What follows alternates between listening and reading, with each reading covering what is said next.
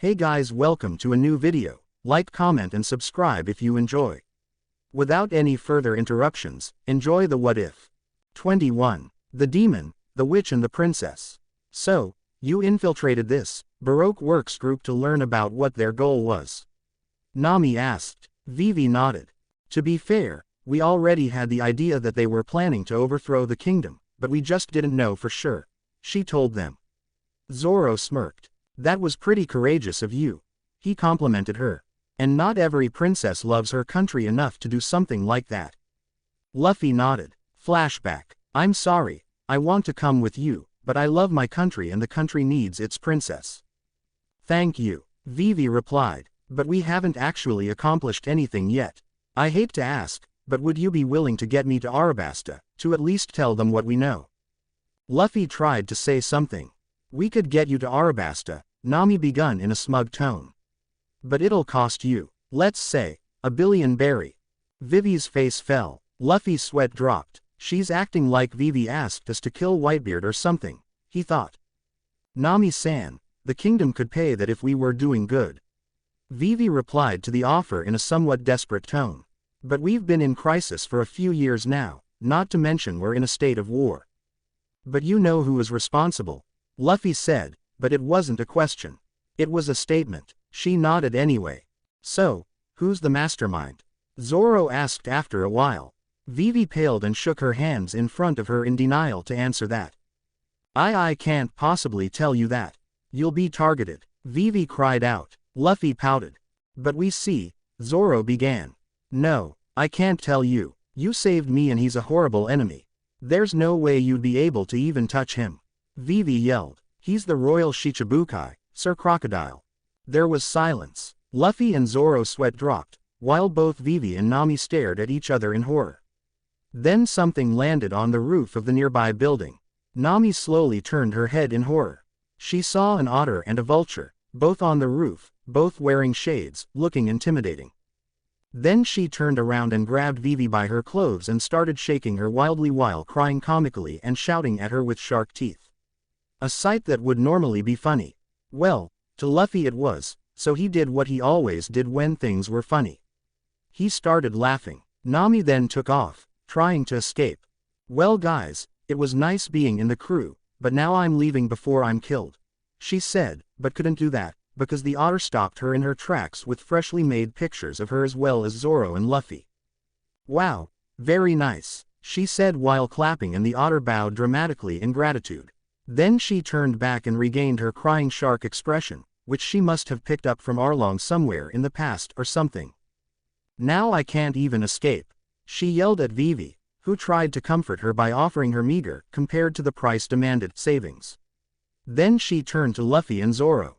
Why aren't you guys worried? She asked in a disbelieving tone as the two of them remained seated and were talking excitedly about the Shichibukai. Zoro snorted. This guy, he said and pointed at Luffy. Dueled Dracul Mahawk at Baratie and they were pretty evenly matched. He what? Both of the girls shouted. Luffy scratched his head in embarrassment. Haki held back and was only defending against me, he said. The girls gaped at them in disbelief. Haki, all three of his friends thought. Don't say that, I totally lost to him only using the knife. Even if he did hold back and never attack, you still forced him to take you very seriously, Zoro told him. Then he looked at Nami's gawking expression. Princess girl, I get why you're surprised, but why you Nami? Didn't anyone tell you? Zoro asked. She shook her head. Yosh, Luffy announced and stood up, raising both hands in the air. Let's go kick the crap out of Crocodile. A few minutes, an explosion, a little crying and Nakama dragging later. It's very good that you've managed to get away from your pursuers, a soft melodic voice commented. Luffy smirked but kept quiet. It sure is, Nami answered. Watch out for the shallows so you don't damage the hull, the voice said again. You can count on me for that, the same person replied. Was that you, Luffy? Luffy's sweat dropped. True, I don't have an incredibly manly voice, but I don't sound like that, Luffy thought, but didn't voice it. He looked at her. Nice ship, the voice commented again. Everyone turned around. Sitting on the railing of the ship was none other than Nico Robin, wearing a cowboy hat, Purple boots and an overall very revealing outfit complete with a very short purple skirt as well as also very short purple vest. Wow, evil Robin is very easy on the eyes. Luffy thought. The woman seemed to look at everyone individually, but her gaze rested on Luffy for the longest time, first at his scar and then at his face. She was studying his expression. He seems completely unsurprised by my intrusion. Like he's been expecting me, she thought. Her gaze then left Luffy and reached the Princess of Arabasta. I saw Mr. 8 not too long ago, Mrs. Wednesday. Robin told her. This of course caused Vivi to become enraged. You killed a Garam, she shouted in anger. Luffy then took a step forward. He didn't want to do that, but he was forced to act at least somewhat angry at her to not arouse any suspicion. Even if you did, why are you on the ship? He shouted. He hoped it was convincing enough. He knew Robin would be by far the hardest to keep things from. Why are you here? What are you doing here, Miss All Sunday? Vivi asked in a panicked tone. Miss All Sunday? Whose partner is that? Nami asked. Crocodiles. Luffy answered for Vivi. Aren't you? He asked, looking up to her. She looked a bit surprised, but then she smirked. Everyone else also looked at him, confused at how he would know. And just how did you know that, Captain? She asked, putting emphasis on the last word. It was very weird for him to hear her refer to him like that, at least without adding, San, at the end. Your aura told me that. Your aura fits only a person in a position of power. Like to the partner of the boss. Luffy said and smirked. She looked at him with a somewhat surprised expression. Also, he continued, your bounty is very high. He could see her facade of indifference and amusement falter for just a moment, replaced by a look of shock, but then she quickly regained it and smirked back. I see. She replied. Now, what are you doing here? He asked in a bit more hostile tone. And how do you know of her, Vivi? We shadowed her in order to determine the name of the boss. Vivi replied. Robin giggled softly. Correction, Miss Wednesday, I let you shadow me, she told her. So you're a good guy? Luffy asked. Nami punched him in the head, which didn't do anything, but whatever. She's a girl, Luffy, she told him. I know that, he pouted, but inwardly, his sweat dropped. Calling her a good girl sounds even worse, but fine. Have it your way, Nami. I knew that, so you were also the one who told him his identity was exposed. Correct, so, she's a bad girl, Luffy announced. Nami seemed to have realized at how this sounded judging by her expression. Robin looked at Luffy with a somewhat wide-eyed expression. You shouldn't call me that. It sounds wrong, she told him without changing her tone. Vivi seemed irritated by her shift of attention. I know, Luffy replied and pointed to his female crew member. But Nami told me to. Robin looked at her with an unamused expression. You sure have weird thoughts. She told her and Nami flinched under her gaze, but then Robin's attention shifted back on the now glaring Vivi. What exactly are your intentions here? She asked her. Who knows? Robin answered and closed her eyes. But you're all so serious about it. I just had to cooperate. A princess, who actually thinks she can make an enemy of Baroque works and not only expects to survive, but also save her country. It's just so ridiculous. Those words were the last straw for Vivi. She roared in anger and in response everyone who had a weapon pointed it at Robin. Zoro unsheathed two of his swords, Nami took her staff into her hands. Usopp and Sanji pointed at her head, with a slingshot and a pistol respectively. Luffy made no move. Would you mind not pointing such dangerous things at me? She told them and Luffy saw a hand appear out of everyone that was armed and slapped their weapons out of their hands. The hands disappeared almost immediately afterward. The others were confused and shocked. They correctly assumed that it was a devil fruit though. Sanji commented on Robin's beauty. He's right, Luffy thought and then looked at each of the girls. I'm so lucky. All three of my female nakama are beautiful. Then he gained a thoughtful expression. Come to think of it, we don't really have any bad-looking nakama. Well, Brook is a skeleton, but he makes it look great. Really, don't be in such a rush, Robin said and startled him from his thoughts. I'm not under any orders at the moment. I have no reason to fight you at the moment. Then she used her devil fruit powers to snatch his hat. Luffy gritted his teeth in irritation. She may be his future nakama, but right now she was an enemy, so he didn't like her just taking the hat. She looked at his hat and then back at him. "So you're the famous Straw Hat Captain, huh?" she asked. "Monkey D. Luffy," she continued, putting emphasis on the middle name. Luffy never fully understood the significance of D. He knew the people who carried the initial often became very important in an era. Monkey D. Garp, Monkey D. Dragon, Portgas D. Ace, Gall D. Roger, Marshall D. Teach as well as himself were all highly important, worldwide renowned figures, whose actions and words influenced and changed everything in the world, the kind of change that even other non-D renowned people could only dream of doing. Roger, Garp, Ace and Teach all changed the world in their own way, and Dragon and Luffy were about to, although Luffy personally thought, maybe out of his pride or maybe out of a better reason, that the changes they caused would be nothing compared to what him and his father would do, especially together.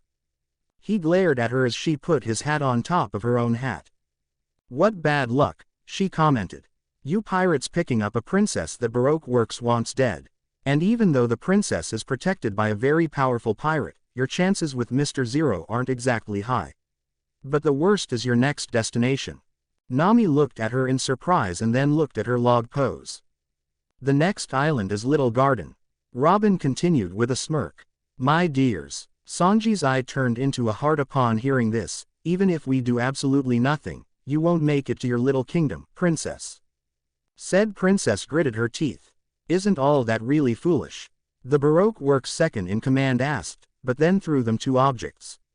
Hat to Luffy and an eternal pose to Arabasta to Vivi. "I'm curious though," she said and looked at Luffy. "Why didn't you point anything at me?" Luffy then smirked, and to her horror and the surprise of everyone on board, Robin noticed in his hands both her hat as well as the eternal pose. Nobody had seen him even move. Luffy looked at her hat for a moment and then put it on top of his. "It's simple. You were a good girl and kept your hands mostly to yourself. If you were a bad girl you wouldn't be leaving this ship in a very good state," Luffy told her in a casual tone. It was the simple admission that scared her. It wasn't a threat, it was a statement. He threw her back the hat and she caught her and regained her composure somewhat. "As for this," he said, looking at the eternal pose resting on his palm, "I don't need it. I want to see both Little Garden and Drum." Then the eternal pose seemed to spontaneously shatter into pieces. 22. The Not So Little Garden. "So this is Little Garden, Sanji asked as the ship sailed further along the river leading into the center of the island. "There's nothing little about it," Nami commented with a wide-eyed expression as she eyed the giant trees and giant plants as well as giant birds on the island. Flashback. "Gegyagyagyagyagya. What fun humans. Gababababa. Let's help them out, Dory." "Okay, Broggy." Luffy sighed. "I need to kick the crap out of 3. He's going to be a real jerk today," he thought. "We need some supplies," Sanji announced. "I wonder if we can get them here." Luffy's lower lip twitched. "I wonder if there's a meat restaurant here," Luffy asked himself aloud. Nami face-palmed and Zoro groaned in annoyance. "What the hell would one be doing here?" Sanji yelled at Luffy. He shrugged. "But you said we need supplies," Luffy whined. Sanji sighed. "I meant we need ingredients, shitty Gomu," he said in an annoyed tone. "I have no idea what goes on in your tiny brain." "That's mean," Luffy whined. And he meant it. "Honestly, Sanji was always too mean to me." Then Nami commented on the plants on the island. "Craaa. A bird called somewhere near." Nami covered her ears. Sanji noticed this. "So cute," he commented with a weird perverted expression. Usopp turned around, also covering his ears. "You mean me?" he asked while using the "Sure kill Captain Usopp" cute expression. "Of course not, shithead," Sanji yelled at him, irritated. Luffy however was looking at Vivi and Karu, who were doing the same thing. "What about them?" he said and pointed at them. Sanji got a heart in his eye and started swirling around. "Of course beautiful Vivi-chan is also cute," he told her in his love noodle state. Then he looked at Karu. "And emergency food over there is also cute." Karu flinched and sweated. Vivi wasn't pleased by this. "Don't talk about Karu like that, Sanji-san," she asked. "Hi, Vivi-chan." Then the bird descended above Sanji and everybody pointed above his head. Sanji of course didn't know what was going on. "Hey, What are you so nervous about? He asked. It's just a little bird. The bird descended upon them and tried to grab Sanji, but Gomu Gomu no pistol, Luffy announced and punched the bird away into the distance. Vivi and Karu wide-eyed at the display, while the rest of them didn't really react that surprised, except Sanji, who thanked Luffy and muttered a curse under his breath, something about shitty oversized birds. Luffy giggled happily and the rest looked at him in horror. This island is so cool. Luffy beamed. Sanji, make lunchboxes. I'm going on an adventure. Adventure. Nami and Usopp screamed. Luffy nodded. Adventure, he yelled, raising his hands high in the air. I wonder, Vivi asked and everyone looked at her. Could I also come? Yosh, come with me, Vivi. I'll protect you, Luffy announced. After a few hours and fighting giant dinosaurs and getting eaten by one. You're huge, Luffy beamed. He stood on the palm of the giant, Dory. The huge man wore a bronze helmet on his head, a blue cloak, some kind of waistband, green pants and brown shoes. He also had beaten-looking shield and sword. He had a very long brown beard. Gegyagyagyaga, I was watching you. You played with the long necks in the forest. What a lively human. And strong too. You smacked them around pretty good before you got eaten. Dory commented in a bright mood. Are you a giant? Luffy asked, although he already knew the answer. Gegyagyagya, I am, he replied cheerfully. I'm the mightiest warrior of Elbaf. Dory. Luffy was glad to see the giant boss again. He and his friend Broggy were always the kind of fighters Luffy, but especially his crew member Usopp looked up to. I'm Luffy, he introduced himself. I'm a pirate. The giant looked at him for a moment. Gegyaga, that's great, he announced. I'm also a pirate. I was once very famous. He sensed that Dory was a great deal stronger than the giant he defeated at Marineford, as well as Oimo and Kashi. Luffy, to his amusement, saw in the corner of his eye the panicked face of Vivi and the catatonic Karu on the ground. He turned into their direction and pointed at them. Dory, those are Vivi and Karu and they are my friends.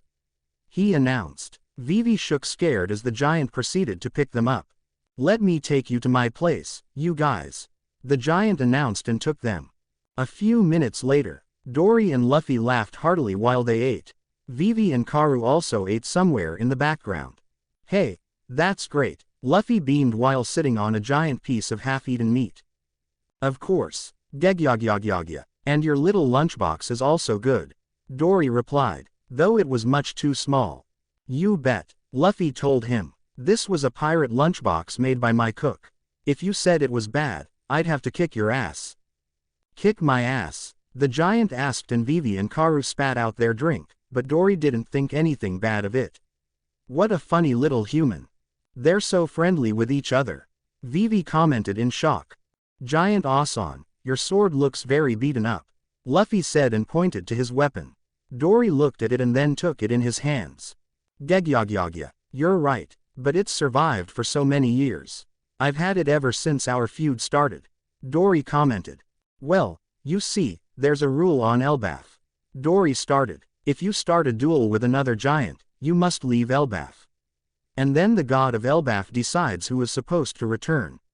I've started a feud with another giant, who is also on this island. Until one of us dies in an honorable duel, we can't leave. Only one may return. Wow, Luffy beamed. And what was your feud about? The giant stopped and thought for a while. You see, I can't remember. It's been 100 years already. Not even Broggy remembers and he has better memory. Dory explained. 100 years, Vivi stuttered. Dory looked at her. Yes, surprised. We giants live 3 times longer than you pipsqueaks. He answered. Cool, Luffy beamed. Then the volcano erupted. Dory stood up and Luffy could hear another giant doing the same in the distance. I don't remember when we decided that way, but this our signal. Dory announced pointing to the volcano. Fight well, Luffy yelled in encouragement. Gegyagyagyaga, of course. An hour or so later after the fight, Dory sat down and rested. Luffy, who was watching the battle, complimented him. The giant laughed in appreciation. Then Vivi remembered something. Dory-san, she asked, is it true that the log pose takes a whole year to set on this island? Dory's expression turned a bit more serious. Didn't you guys notice all those puny human bones over there?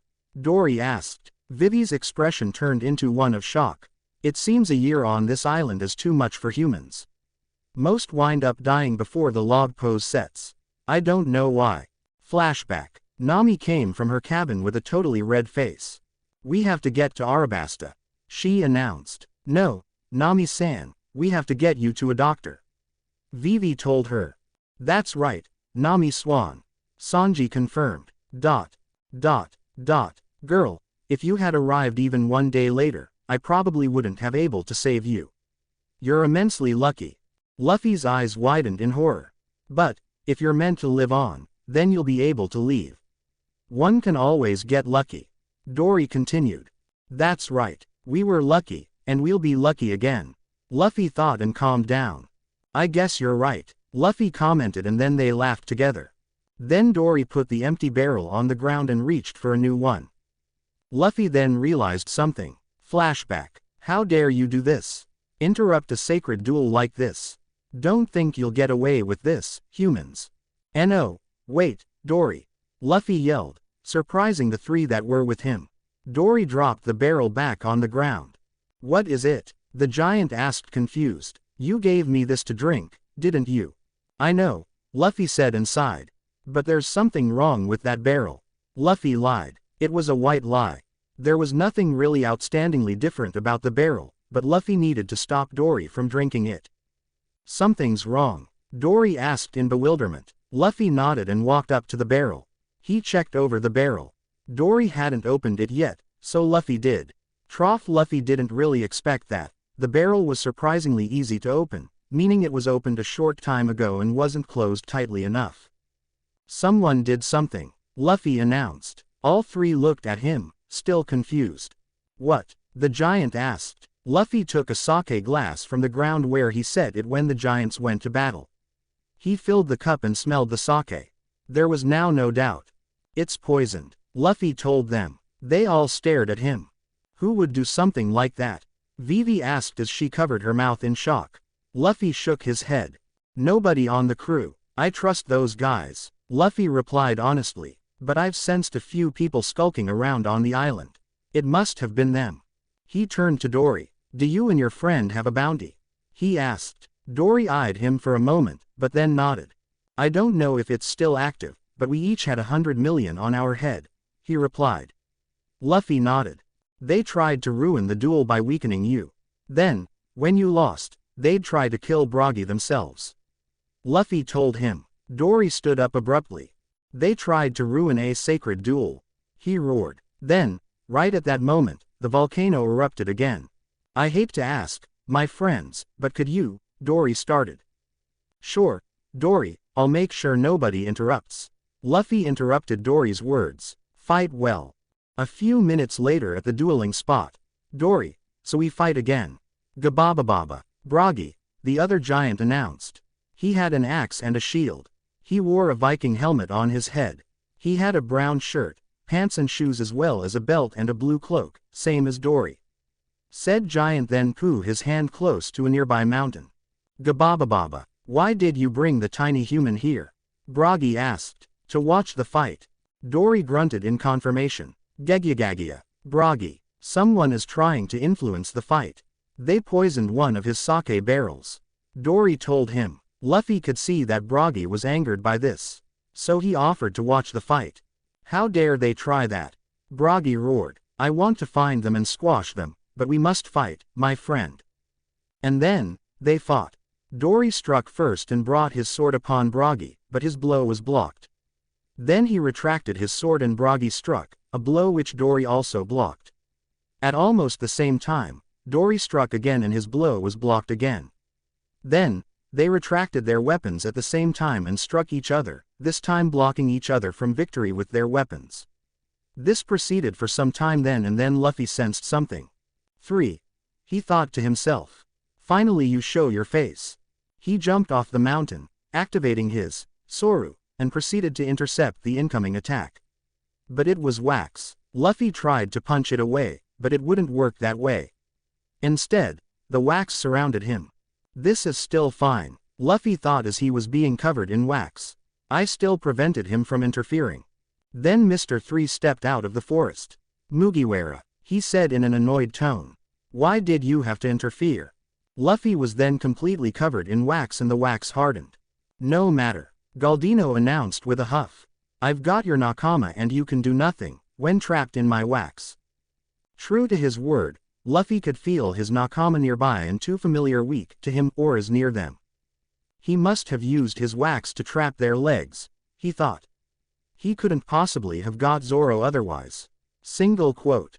Flashback. In Impel Down, Galdino, Mr. 3 and Buggy accidentally ran into Crocodile. What do you think you're doing, Croco? CCC Crow Crocodile. BBBB Bo Boss. Ah, Mr. 3, what is trash like you doing here? Can't sense Sanji though, they didn't get him, he thought. Then he heard a few thuds. Mr. 5 and Mrs. Valentine must have thrown his friends on the floor. Well, you tried well enough, Straw Hats, but a superior criminal wins his battle before it has even begun. Ho ha ho ha ho. As that, so, Luffy thought. He activated his haki and the wax blackened and started to crack. Luffy noticed that Galdino's laugh abruptly stopped. Then the wax around him shattered and as he emerged, he looked at the gaping expressions. Hi, he greeted to them and waved his hand. Then he turned around and looked at the giants. They were still fighting. Good. Luffy, his nakama finally cried out, all at once. He walked towards them, to free them, but suddenly, he couldn't move anymore. I don't feel like freeing you, he told them. They gaped at him like he grew 3 heads, which to be fair was quite understandable in this situation. What is this? He thought to himself. Why can't I move? Why did I say that? He looked to the ground. He couldn't speak, but apparently, he could still move a little bit. His eyes widened in horror. The girl, 3's partner. I was way too careless today. But why didn't I sense her? Luffy, don't joke around. Nami yelled. You've got to free us. Zoro, however, was looking at the ground underneath Luffy. I don't think he can. Look at that, he said and pointed at the painted circular symbol underneath Luffy. Ho ha ho ho. You freed yourself, Mugiwara, but even you can't do anything against Miss Goldenweek's hypnotic ability. Your 70.000.000 bounty is as good as mine. Luffy glanced to his right, where said girl stood, munching on an apple. Can't do anything, he thought. Let's see about that.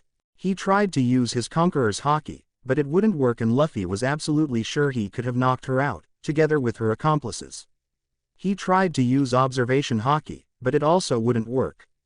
Last he tried armament. Armament, he thought, and as it was supposed to, his arm became shiny black. His eyes widened again, this time out of confusion. Why does armament work, but observation and intimidation don't? Then he got a look of realization. This kid's power, it prevents the usage of haki outside this circle, he thought. But it can't be intentional. 3 didn't know haki, so she sure as hell doesn't. He looked at his nakama in panic. There was nothing he could do right now. Galdino laughed some more as he saw his desperate fade.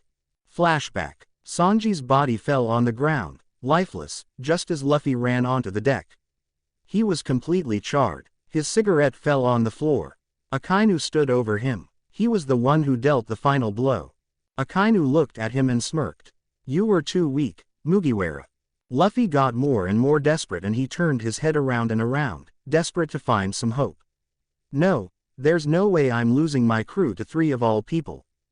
Galdino laughed louder. Then he heard something. He turned his head upwards and looked at the tree. While Zoro, Vivi and Nami lied on the ground, restrained by the wax, Usopp apparently climbed on top of the tree.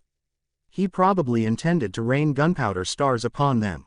Luffy didn't know how the marksman managed to avoid getting taken, but he was glad he did. Luffy noticed Usopp. Their eyes met. He motioned with his eyes for Usopp to target the girl. Usopp's eyes widened. He understood. Luffy smiled. Sure, kill surprise Usopp gunpowder star.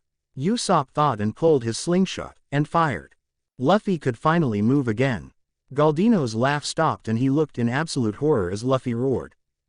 Thanks, Usopp. You saved us all. Luffy yelled and ran towards Mr. 3. Armament. Luffy murmured and his right arm became shiny black. He pulled his arm backward. Shit. Galdino yelled. Candle wall. Gomu Gomu no bullet. Luffy announced and punched forward. Mr. Three's wall was of no help at all. The attack crushed through it like it was paper, not hard as steel wax. The offending officer agent flew through several trees before he finally hit a mountain and stopped. He embedded himself into it. Usopp fell down from the destroyed tree and crashed into the ground. Then he stood up. Hey, why didn't you help the falling hero? He complained and touched the bump on his head. Sorry, Luffy apologized, for once sincerely. But you're right, you are a hero. Usopp raised his chest proudly. Now, as for you, Luffy announced and turned around and faced his remaining opponents. Mr. 5 and Miss Valentine started backing away in fear. Gomu Gomu no, they screamed and started running away in panic. Twin pistol. A few minutes later, Sanji strolled casually to where the straw hats and the giants were seated. Nami Swan, Vivi Kwan, he shouted in his love-induced state. And the rest of you idiots. Where were you? Usopp, Zoro as well as Karu, although not in words, shouted at him. Oi, Sanji, Luffy greeted. Oh, I was just having a talk with Mr. Zero. Sanji announced to them, shutting them up. And I got us this. In his hand was the eternal pose to Arabasta. 23. The monster of the Drum Kingdom. Luffy was on the figurehead of the Going Merry and he looked into the sea. He thought about what happened back on Little Garden. Damn, I messed up, he thought, but then someone put a hand on his shoulder. Oh, Zoro, Luffy greeted. What is it? Oi, Luffy, you're still dwelling on what happened? He asked in a quiet tone. Luffy sighed. I screwed up. He said simply. We're still alive. Don't dwell on the past. Zoro told him. Then he laughed, and Usopp got a confidence boost. Luffy then laughed as well. I guess it was good for that at least. He agreed. Did you want anything else? He asked Zoro as he noticed that he still lingered near the figurehead. Zoro sighed. Yes, actually. Could you help me with my training? He asked. Luffy turned around in surprise. How? He asked. By sparring, was the answer. Luffy looked at him. But Sanji is closer to you in strength. You could spar with him. He told him. Zoro shook his head. Nah, the cook is fawning over the women and he's not a swordsman anyway, he told him. Are you saying I'm a swordsman? Luffy asked him. Zoro's eye twitched. Just spar with me, he yelled. I need to get better. Okay, Luffy replied and stood up. They walked up to the deck and took positions, facing each other. Luffy unsheathed his sword and Zoro unsheathed two of his. Not going to use that one? Luffy asked and pointed at the white katana. Zoro shook his head. I need to get used to these two troublemakers. Zoro told him and lifted his two katanas slightly. Yubashiri is lighter than most katanas and Sandai Kidetsu is way too bloodthirsty. Yeah, I noticed, Luffy said. Zoro looked at him weirdly. The bounty hunter town, Luffy told him and he nodded. Then they clashed. Zoro attacked. Luffy blocked the swords and then Zoro retracted one of them and attempted to cut Luffy, who pushed Zoro's first sword away with his own and dodged the slash by pulling his body slightly backward. Then he moved forward and attacked and Zoro stopped his attempt with both of his swords. Zoro then pushed Luffy back slightly and retracted Kidetsu and attempted again to slash Luffy, who avoided getting cut by jumping back. Then Zoro attempted to execute an attack similar to Santoryu Onigiri, though without the sword in his mouth, but Luffy stopped both of his swords in the middle with his own, before he could do any damage. As they fought, everyone came on the deck to watch the fight. Why are you fighting? Vivi asked a little scared. They did fight with real weapons so she assumed they had a problem. We're sparring, Zoro said as he threw another attack, which Luffy parried. With real weapons? Vivi asked shocked. Karu cried out something, presumably something similar. Luffy tried to slash Zoro, but his sword was blocked and he was pushed a little back. Zoro then unleashed a series of attacks with both his swords, which were then either blocked or avoided. We're not going to kill each other, Luffy told her. Besides, when has a small cut ever killed anyone? What about a big one? Usopp yelled at them and nearly slapped them. Sanji lighted himself a cigarette. I'm just glad Zoro is getting his butt kicked. he commented. Zoro gained a twitch on his forehead as he dashed ahead toward Luffy. I'd like to see you do better, stupid cook. He huffed as his swords were again blocked. Zoro's right, Luffy said as he proceeded to attack his sparring partner multiple times, which he blocked without too much trouble. Also, cuts work better against rubber than kicks. Zoro smirked and continued to attack in contentment, while Sanji gritted his teeth angrily. He attacked Luffy again, but this time when Luffy blocked one of his blades, he didn't dodge the second, but to everyone's surprise blocked the blade with his blackened arm. What? Yelled everyone together. Luffy simply pushed both of his swords away and then showed his tongue. Shishishi, did you expect that to cut me? He asked them as they gaped at him. Luffy, you can block swords with your hands. Zoro asked in a disbelieving tone. Luffy nodded. Armament hockey sure is useful, he stated and grinned. Zoro sighed. Luffy, why do you even carry a sword, then? He asked him. You're much better with your fists, and if you can block swords you don't really need it. Luffy gained a thoughtful expression as he scratched his head. Don't know, he said. Cutting ships is kinda funny. Also, Shanks said that a pirate is cooler with a sword. Everyone deadpanned, except Vivi and Karu. Wait, cutting ships? Vivi asked. Yeah, Nami spoke in an uncharacteristically soft tone. This idiot can cut ships in half. This got the attention of everyone. Chopper, here we come, thought Luffy as he finally sheathed his sword and made his way to her. Nami-san, are you okay? Sanji asked. I'm just feeling a bit tired. She tried to lie, but even if they couldn't see through the lie, they noticed her red face. Luffy touched her forehead and after a moment pulled his hand away. You're burning up, he told her. Then he looked her in the eyes. Could you pull your shirt up for a moment, Nami? He asked her. Why? She yelled, but her tone lacked its usual harshness. Just do it, he told her again. Sanji was about to yell at Luffy, but Vivi stopped him. Nami finally complied. On her stomach was a very nasty-looking purple mark. Luffy poked it slightly and she flinched in pain. He stood up. Did you get it in the jungle? He asked her. Flashback. Ouch, Nami shouted. What's wrong? Zoro asked her. Nothing, just a bug bite. She nodded. We need to find Drum Island right now. It's supposed to be on the route to Arabasta. Luffy told them in a commanding tone. Why? What's wrong with Nami-san? Vivi asked in a shocked tone. Shanks told me about this, Luffy lied. We need to get to Drum as fast as we can. Why? Asked Usopp. Luffy sighed. If we don't find her help, Luffy begun. Everyone gulped. She'll die. A few hours later, after a bit of arguing after Luffy's revelation, where Nami tried to convince everyone that getting to Arabasta was more important, but Vivi wouldn't take it, even after learning about everything bad that's happened in her homeland, they sailed towards Drum. During the way, they were ambushed by Wapol and his soldiers. Luffy and most of his crew stood on the deck of the ship. They were surrounded by hostile soldiers, who were aiming their rifles at them. Wapol came down from the ship, eating a piece of meat and a knife.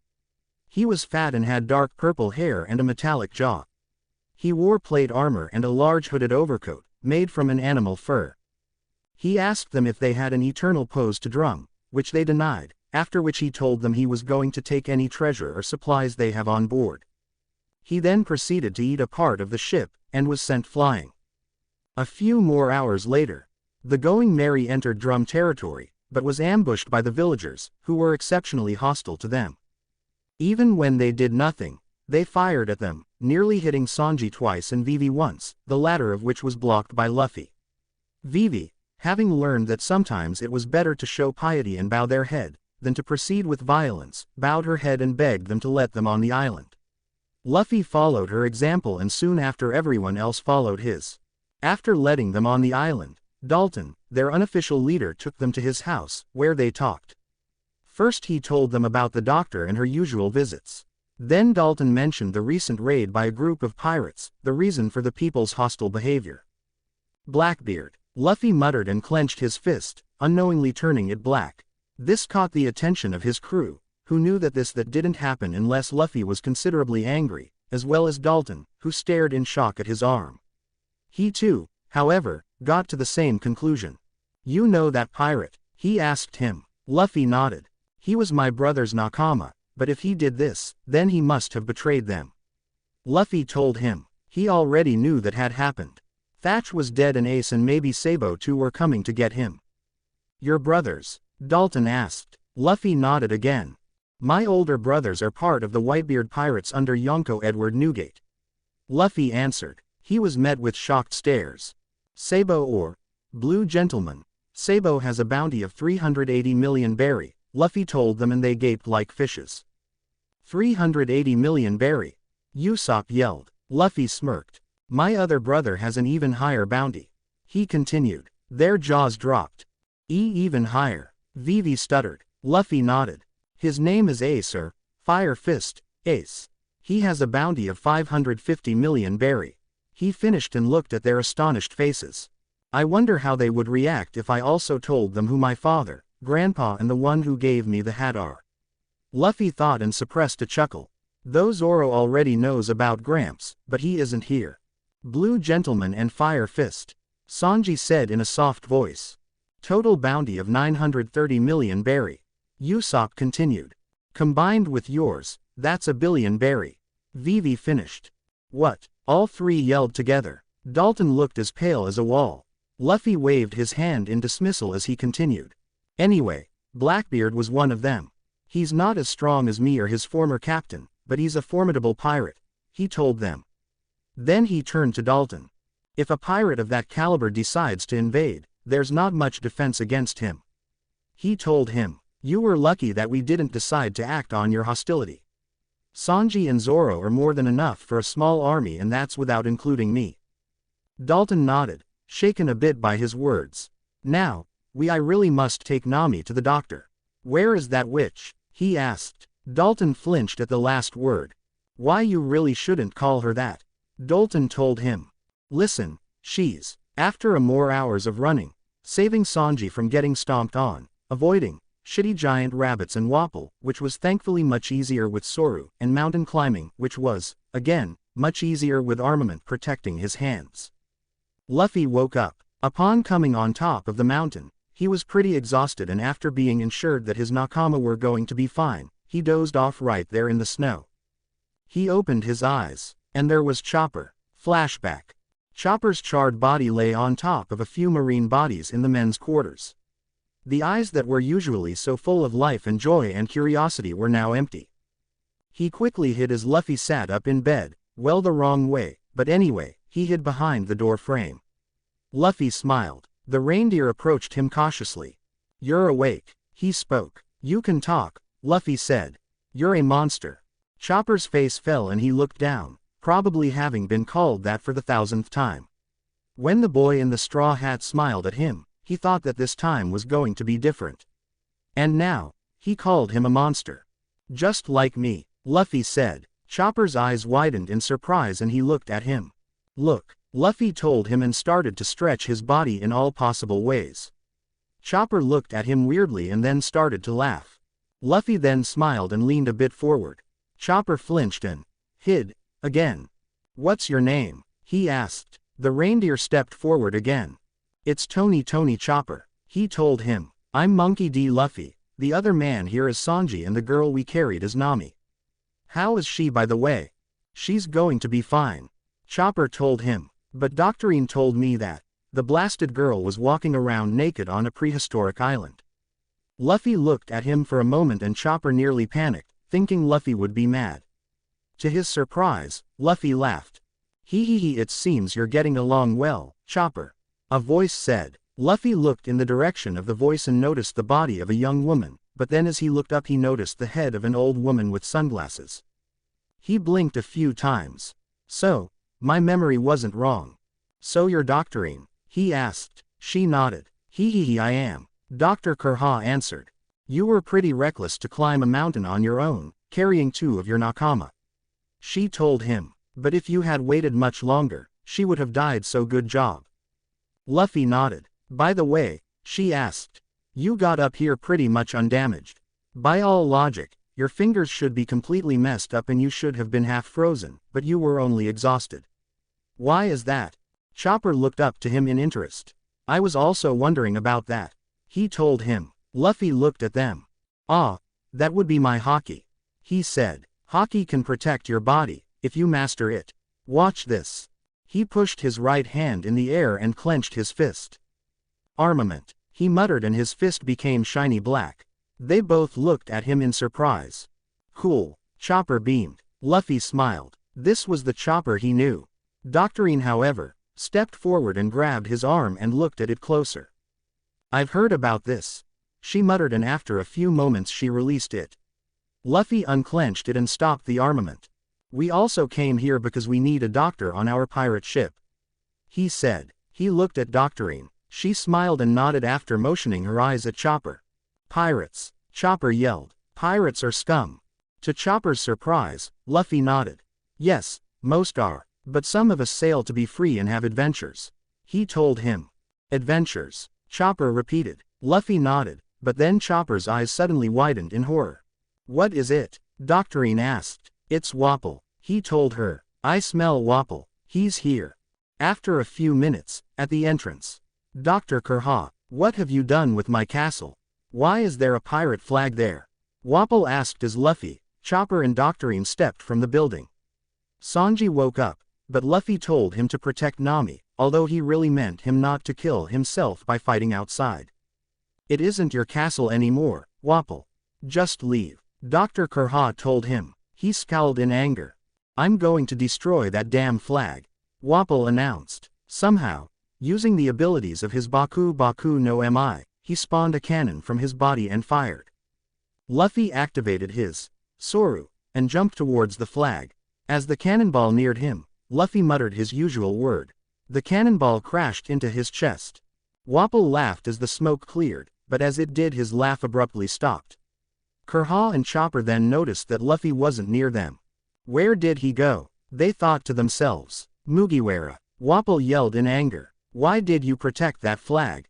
The doctor duo looked up and noticed a completely undamaged flag as well as a completely undamaged Luffy in front of it. When did he get there? Chopper thought. Wapol then fired again, gaining the same result. "You can't destroy this flag, Big Mouth," Luffy announced. Big Mouth, Chopper thought with wide eyes.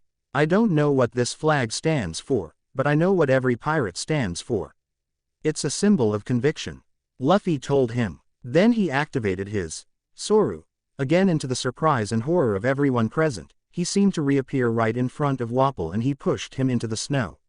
Said man muttered curses under his breath as he tried to free himself. Of course, his two ministers tried to help him, but Chopper intercepted them and Luffy watched in joy as the reindeer showed almost all of his transformed forms again, except Monster Point, and used them to beat the crap out of them. "You're so cool," Luffy yelled with stars in his eyes. "Moron. Praising me won't make me happy at all, stupid idiot," Chopper muttered as he danced his awkward little dance. Luffy then released a fuming Wapol, who took a step back. "Listen, Mugiwara," he told Luffy in an angry, but controlled tone. "I'm the king of this island. You have no right to do this to me." "Really?" Luffy asked in a childish. "But I've decided you won't be king anymore, Big Mouth." "What?" Wapol asked in an irritated voice. "A few hours ago, I've claimed this island as my own." "And you're not king anymore," Luffy told him. Flashback. "What are those?" Dalton asked as Luffy handed him something. "Pirate flags." He looked at him in confusion. "The symbol of the Straw Hat Pirates," Luffy told him. Dalton looked ready to say something. "Wapol will return soon, as we've met him on the sea and he was headed here," Luffy told him. Dalton's eyes widened in shock. "When he arrives, don't fight him. Just point him towards the castle and say someone has dared to claim it. He'll immediately come there and then I'll kick his ass." Dalton thought about it for a moment and then nodded. "What about the flags?" he asked after a while. Luffy looked back at him. "After I've kicked his ass, you can hang those around, to signal that you're under my protection.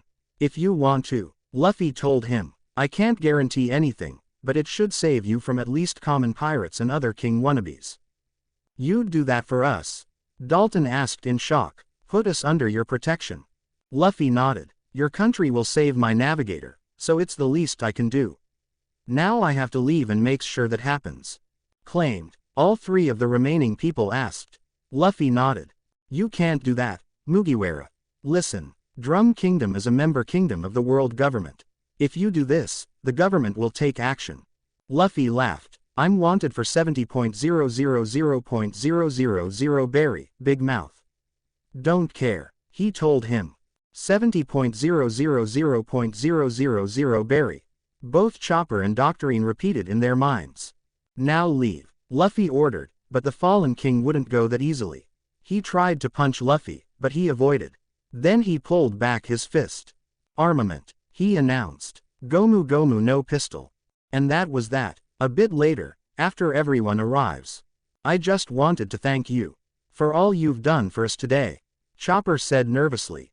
What are you saying? Come with us, Luffy told him. I can't, he told him. You're a human and I'm a monster reindeer and... Shut up, Luffy interrupted, raising hands in the sky. Let's go. Chopper couldn't help but cry uncontrollably. Only this time, the tears were tears of joy. He has found his nakama.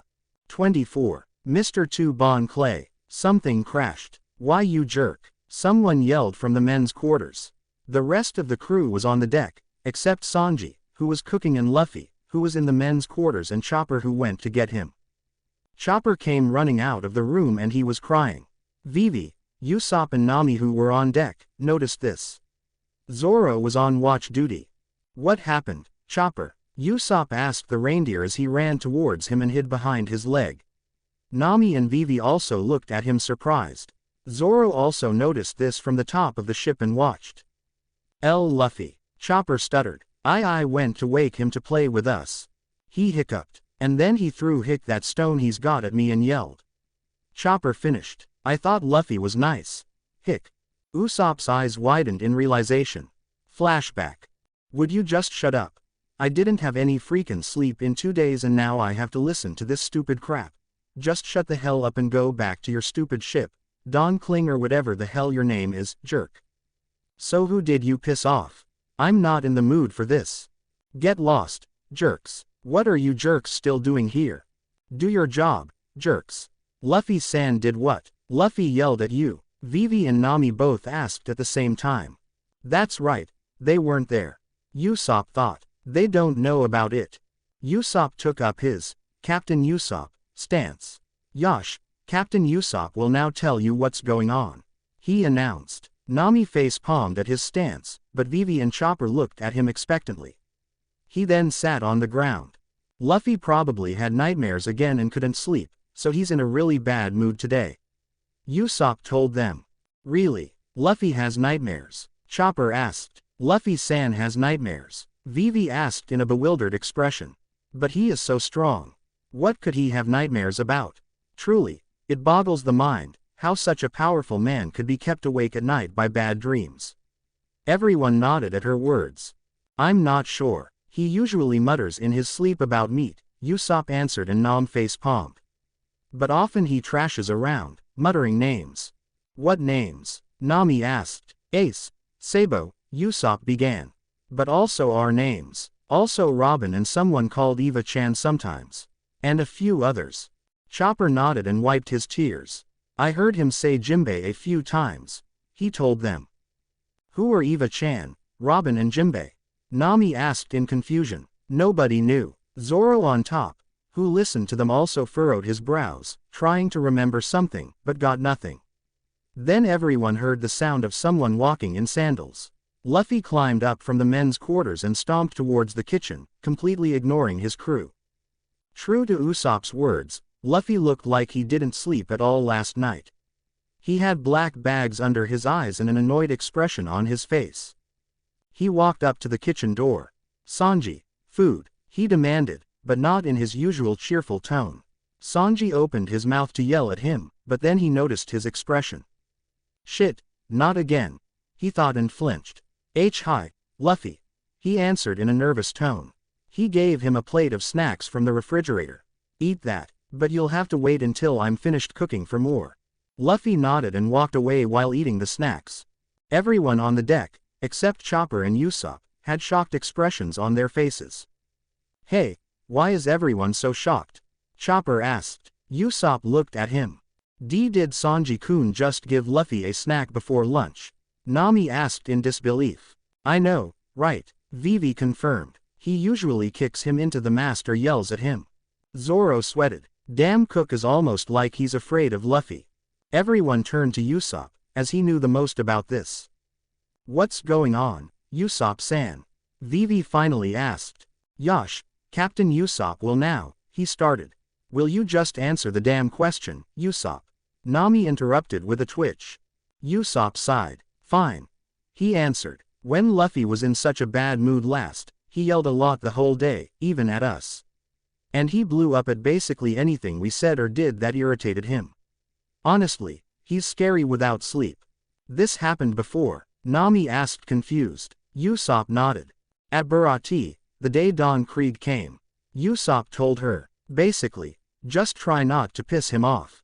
It'll be scary if you do. Everyone gulped. A few minutes later, everyone gathered in the dining room. Luffy, surprisingly, wasn't there first, however he still arrived before the ladies. Sanji, however, because of Luffy's obvious foul mood, made an exception this time and let everyone in immediately. The meal was a bit awkward, because everyone kept looking at Luffy and they weren't talking much to make sure not to upset him somehow. They even made sure not to prevent him from stealing their food. He didn't seem to care for the awkwardness and just kept eating.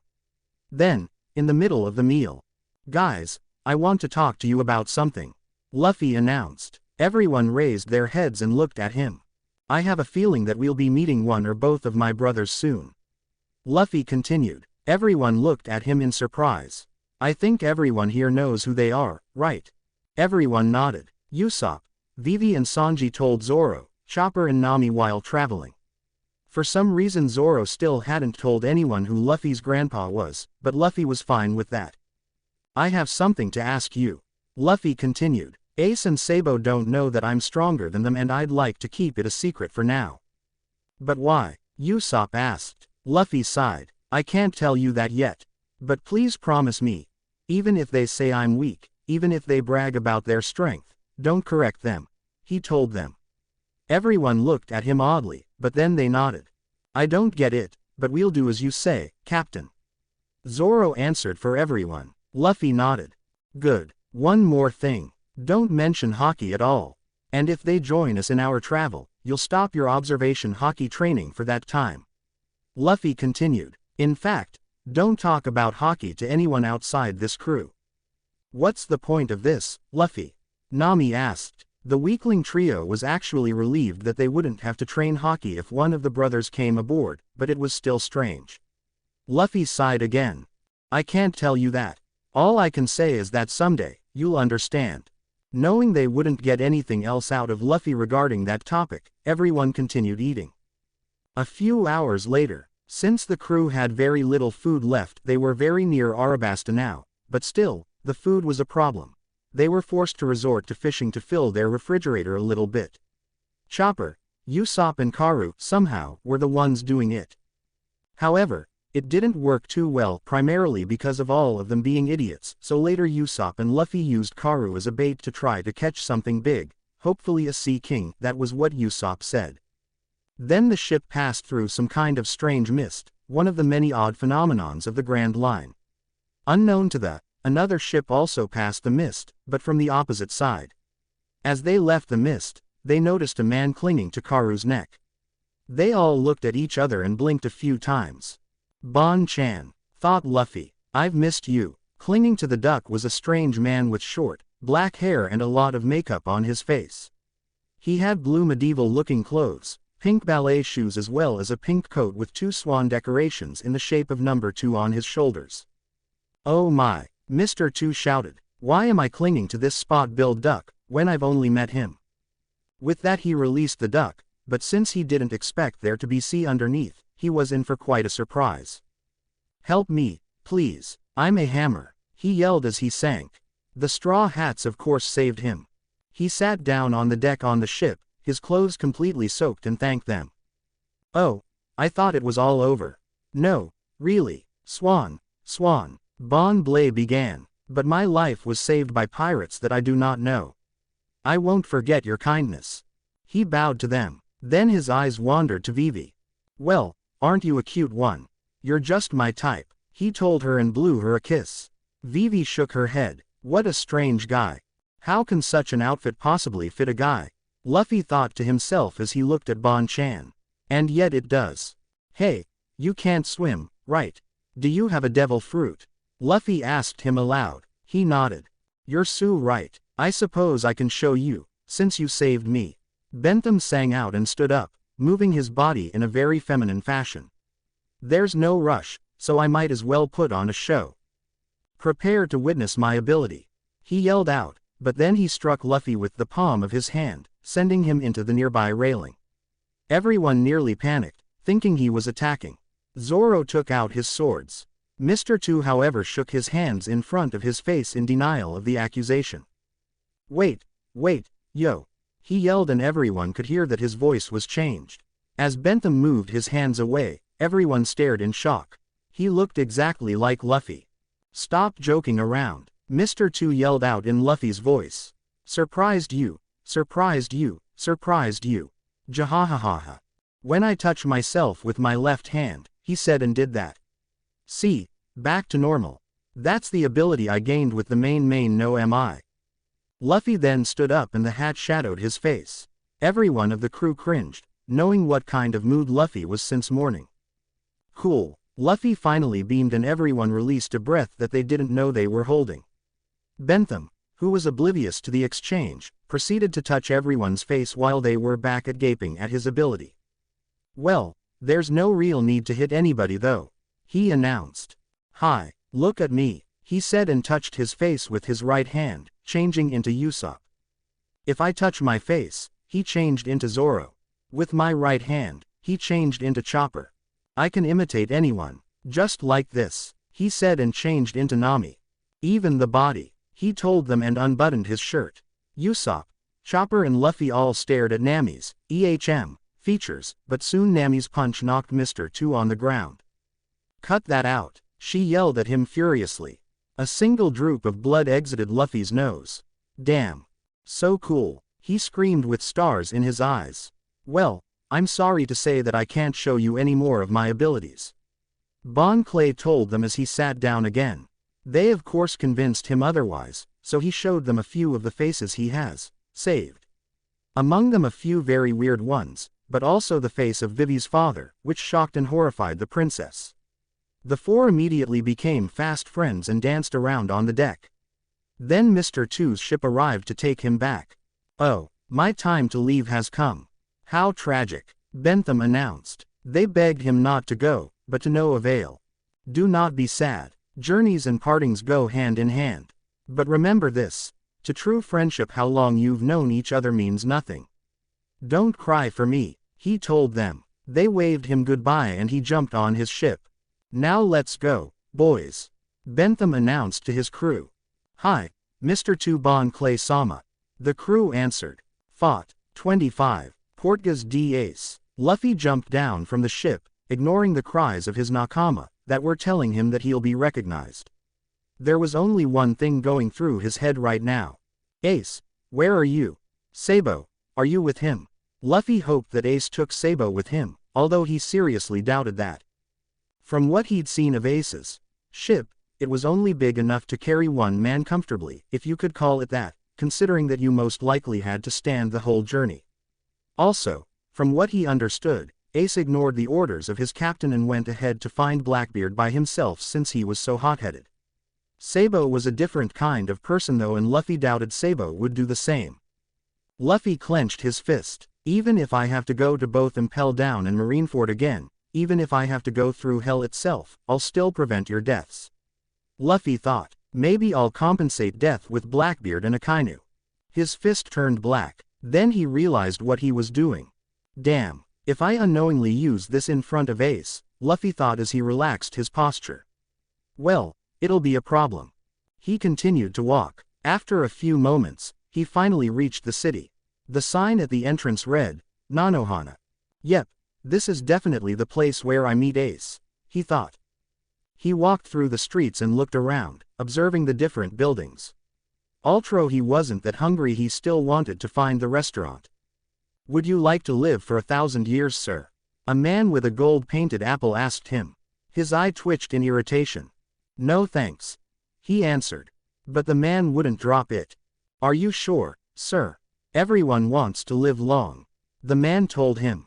"Get lost," he shouted, and the man fell on his butt, intimidated. Luffy was quite proud of his intimidating aura when he was angry. It prevented annoying people from, well, annoying him. He walked past the man and ignored the stares that were following him. At that moment, another annoyance decided to appear. A man with brown hair and beard, dressed in a blue shirt, black pants and a black cloak approached him directly. Luffy could see him unsheathing the 2 swords he wore on each side of his belt. The man also had several pistols on his person. So this passes for a bounty hunter these days, Luffy thought. And such an uncool outfit. The man ran towards Luffy, and Luffy thought for a second there that the man would outright attack him, but he stopped just in front of him with his swords drawn. "So you're the new rookie, EH. The man with 70.000.000 berry on his head. Monkey D. Luffy." The man spoke. Luffy stopped walking. "I see the government must have made a mistake. There's no way such a tiny guy could have such a high bounty." Luffy's eye again twitched in irritation. This is the Grand Line. Why do such idiots walk around here? Just by looking at my scar one could see that I'm not just some tiny guy. "Yes, I'm Luffy. What do you want?" he finally answered. He noticed that a few people gathered around. "So that really is Mugiwara," a few of them commented. He could hear them whispering among themselves. "About him. Is it true he's from East Blue? Record bounty." He heard a few of the men around them cheering on the other guy. "Mushi, Mushi, Mushi," they yelled. "Crush him, Mushi," another said. "What do I want?" the man repeated. "Your head, of course. My name is Mushi Kirin and I'm the famous bounty hunter of Arabasta." Luffy's sweat dropped. "So, his name is Bughen's Egg. Never heard of you," Luffy told him, and the man deflated somewhat. "However, your first name fits as weaklings such as yourself." And then he walked past him. This of course infuriated the man. "Why, you little," he yelled and ran after him.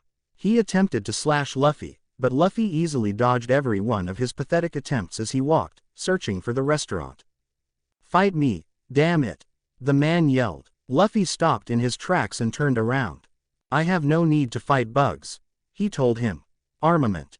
His right hand turned shiny black. He dodged as the man attempted to stab him with his right sword and cut him with his left, and then he simply slapped the man with a hockey-enhanced palm. The man ended up bloodied in the wall of the nearest building. "I slapped them away," Luffy told the jaw-dropping crowd, turned and walked away. "I kinda understand why Mihawk was so mean to Zoro now. It's just too tempting," Luffy thought and snickered. Then he noticed a nearby sword shop. Should I? He thought to himself. Then he decided for it and walked inside the shop. There was an old-looking shopkeeper, with a short white beard, but no hair. He was dressed in a simple blue robe, which still showed his rather muscular body. He had plenty of swords for sale, some of which looked to be of rather exquisite design. "My name is Yarush. May I help you, my lad?" he asked. Luffy stepped to the counter and nodded. "Yes, old man," Luffy told him and put his sword on the counter. "My friend gave me this sword and I want to know how much it's worth. I'm not looking to sell it, I'm just interested." The man took his sword in his hands and first looked at the design of the hilt and the sheath. Then he unsheathed the sword and looked at the blade. After this he put it back in the sheath. "This is a Shida no Kaneshimi, tomorrow's sorrow, of the skillful grade of named swords or the Mado," Yarush told him. "However, it's also referred to as the sword of the non-swordsman." Luffy quirked an eyebrow. "This is because the one who made this sword was a bit of an odd fellow, you see. Or so they say." The man continued. "Some think it's a curse." "Why?" Luffy asked. "What is the problem with it?" The man sighed. "It's not a sword meant for a swordsman, or how should I put it? When a true swordsman wields it, it's said that it will annoy and possibly endanger the wielder. Strikes will miss, the sword will slip when in a deadlock with the opponent and such," the man told him. "However, should a non-swordsman, a man of lesser discipline, use it, it's said to protect him, and they say that whatever cuts he may inflict on himself while training will never threaten his life." The man studied him for a while and then gave him his sword back. "Did you have any trouble with it?" he asked. Luffy shook his head. Then again, I'm not what I'd call a real swordsman, he told the man. He smiled. It's better that way then. This blade would only harm a swordsman. So, how much is it worth? Luffy asked him. The man gained a thoughtful expression. On craftsmanship alone I'd say about 10,000,000 berry. However, no swordsman would pay a single berry for it if they knew about its, shall we say, curse. Urush explained. But in the underground they say that people who are searching for it would be willing to pay much more than it's worth, maybe even 4 times more.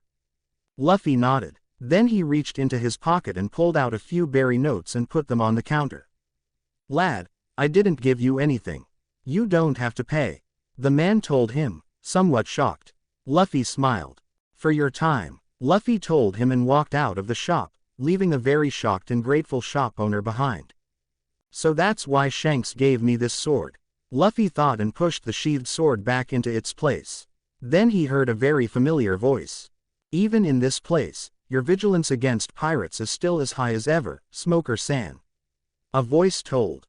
Che. Another voice said. These are wannabe pirates, not real ones, Tashigi. Luffy tried to walk away, but it was too late as the owner of the second voice spotted him. Mugiwara, Smoker shouted. He walked towards Luffy, who stopped in his tracks. Why are you here, Mugiwara? The captain asked him. Luffy sighed. To beat the crap out of Crocodile.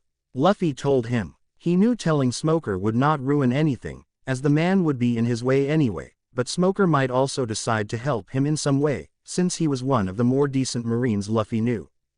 Crocodile? Smoker asked with wide eyes. Luffy sighed and nodded. Why? Crocodile is the reason this war in Arabasta is happening, Smokey. Luffy told him. Now can I go, Smokey? Smoker unsheathed his jute. Didn't think so anyway. Smoker jumped towards him and activated his devil fruit power. Smoke approached Luffy from all directions again. Luffy however noticed that this time, the smoke seemed faster. He jumped up to avoid it, but above him smoke was already forming. Legs formed out of the smoke about him and attempted to kick him, but Luffy blocked the kicks with his arm. Then smoke surrounded him again. Luffy used his Gomu Gomu no Muchi to whip the smoke away. Then a jute approached from behind. Luffy unsheathed his sword and parried it and then landed on the ground. Smoke was already all around him again, but this time Luffy jumped forward, using his haki to punch the smoke away in front of him. However, smoke followed him again and surrounded him. Luffy tried to find where Smoker's actual body was, but it was hard until he made an actual move. Smoker then tried to attack with his jute from behind, while at the same time forming legs in the front, to kick him. Luffy activated his armament and resisted the kick, while blocking the jute with his sword. You've improved, Smokey, but it's still not enough. Luffy told Smoker and punched the smoke underneath the jute, sending the man flying into a building, unconscious.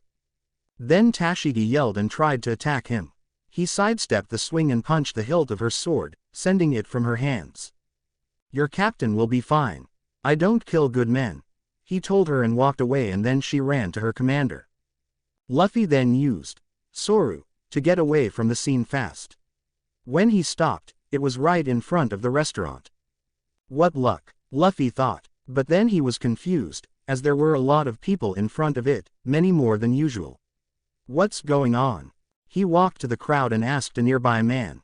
Well, a man seems to have died while eating, the man answered. He probably ate a desert berry. Luffy thanked the man and pushed himself past the crowd.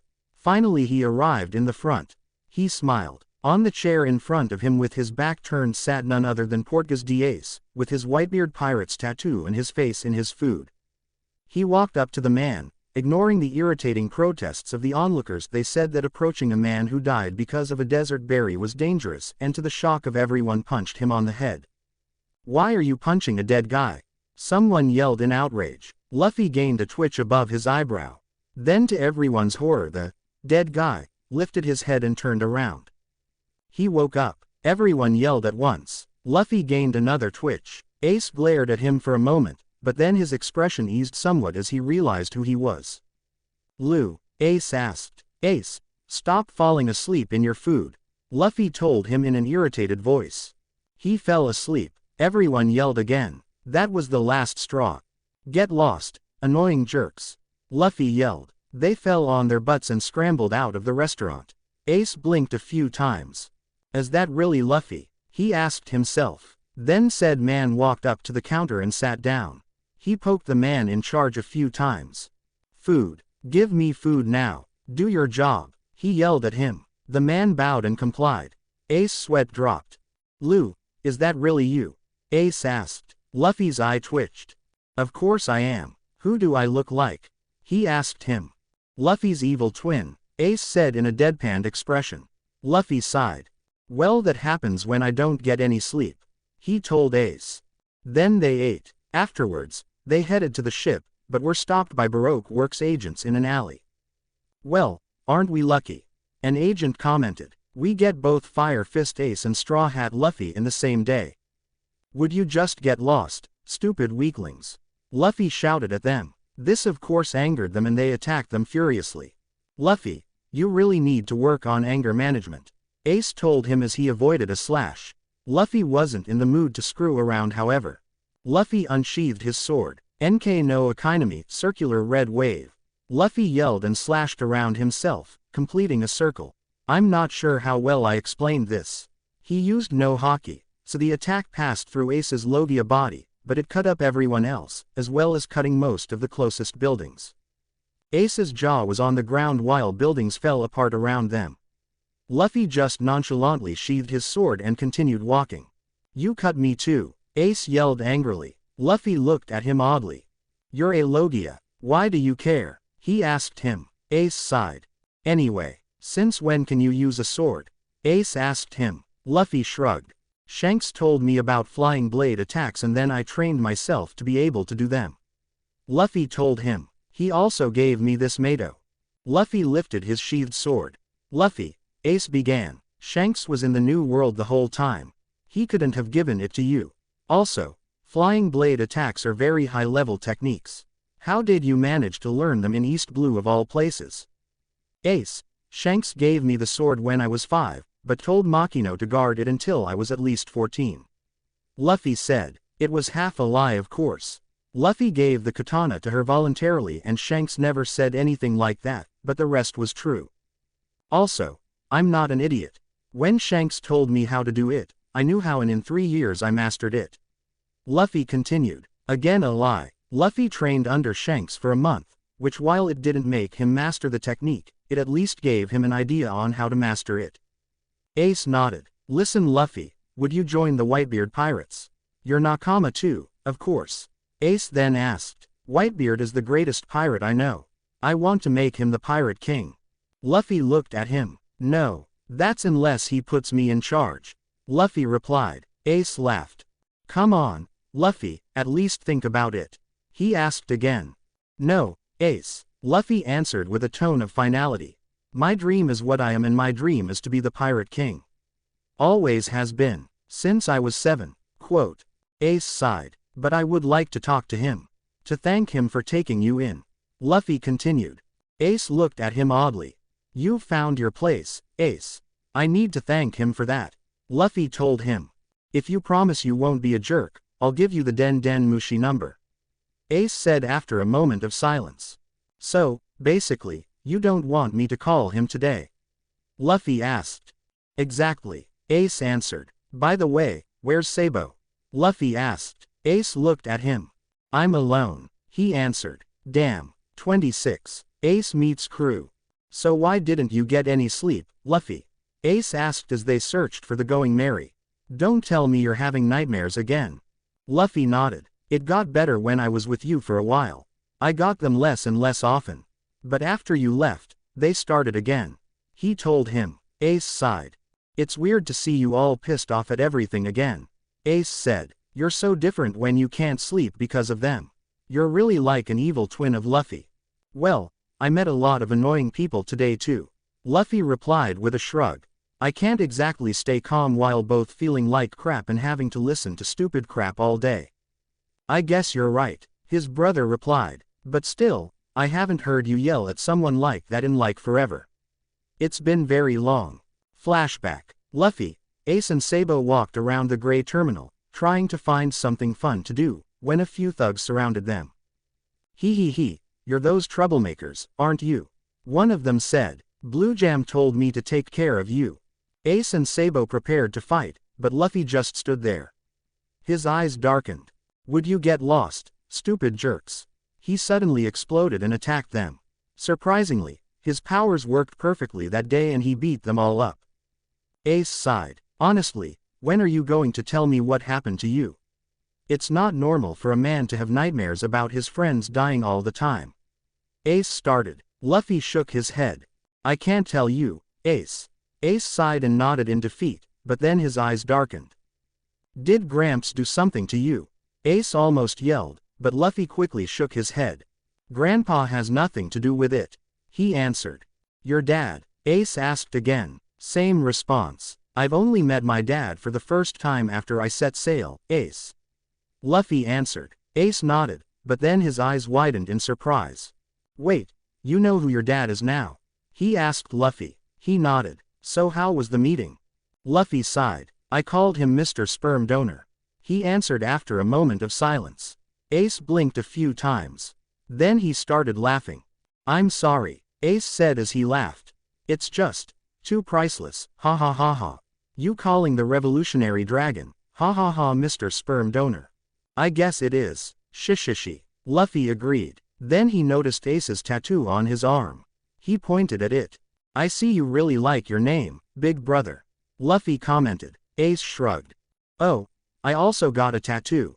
Luffy announced and pulled up his sleeve on his right hand and showed the tattoo on his shoulder. ASL, Ace asked as he saw the tattoo. Ace, Sabo and Luffy. Luffy nodded. That's really cool. Why didn't I think of that? Ace asked. Luffy shrugged. Probably because you're egoistical and only think about yourself. Luffy told him. It's egoistical, Luffy. Hey, I'm not egoistical. Ace shouted. Yes, you are, Luffy told him. Ace pouted. By the way, how do you like my devil fruit? The Mera no am I? Ace asked after a moment of silence. It's cool. Not as cool as mine, but it's nice. Luffy answered. Ace laughed. I think I detect jealousy. Ace chirped out. Luffy shook his hand. I wouldn't trade my Gomu Gomu no mi for anything, Ace. Luffy told him. And he meant it. Normal blunt blows to his body didn't hurt at all, unless they were very powerful. He could slingshot himself long distances if he wanted. He had the two gears as well as powerful hockey-enhanced techniques combined with the gears, such as Red Hawk or Elephanto Gun. The Devil Fruit also allowed him to heal really fast. Also, he's used it for practically 2 lifetimes already, so he was really used to the Devil Fruit and its unique stretching fighting style. And why is that, Luffy? Ace asked. From what I've seen of your Devil Fruit, it isn't that great. Luffy had to stop himself from laughing. Typical Ace. Always talking bad about my Devil Fruit. Well, Ace, I can enlarge my. Luffy started. Ace interrupted with a red face. Stop saying stuff like that. I was going to say fists, Ace. Luffy replied in a deadpanned expression. Ace sighed. But then Luffy snickered. Of course, I can also enlarge my. Luffy tried to say. Damn it, Luffy. Ace interrupted again. Feet, Ace, feet. Luffy finished while nearly laughing. Ace sighed in relief. But that too, if you must know. Luffy quickly added and watched Ace's face redden a bit more, but to Ace's relief, they reached the ship. As they did, they saw Karu speeding past them into the desert. Luffy didn't remember why Karu did that, but he assumed it was fine. Oh guys, Luffy yelled and waved. They boarded the ship and when they did that, they set sail. Luffy immediately noticed everyone was dressed differently. So, who is this, Luffy-san? Vivi asked. Luffy looked at her outfit with a quirked eyebrow. When did we hire erotic dancers? He asked himself. Vivi wore a dancer girl outfit. Why are you wearing that, Vivi?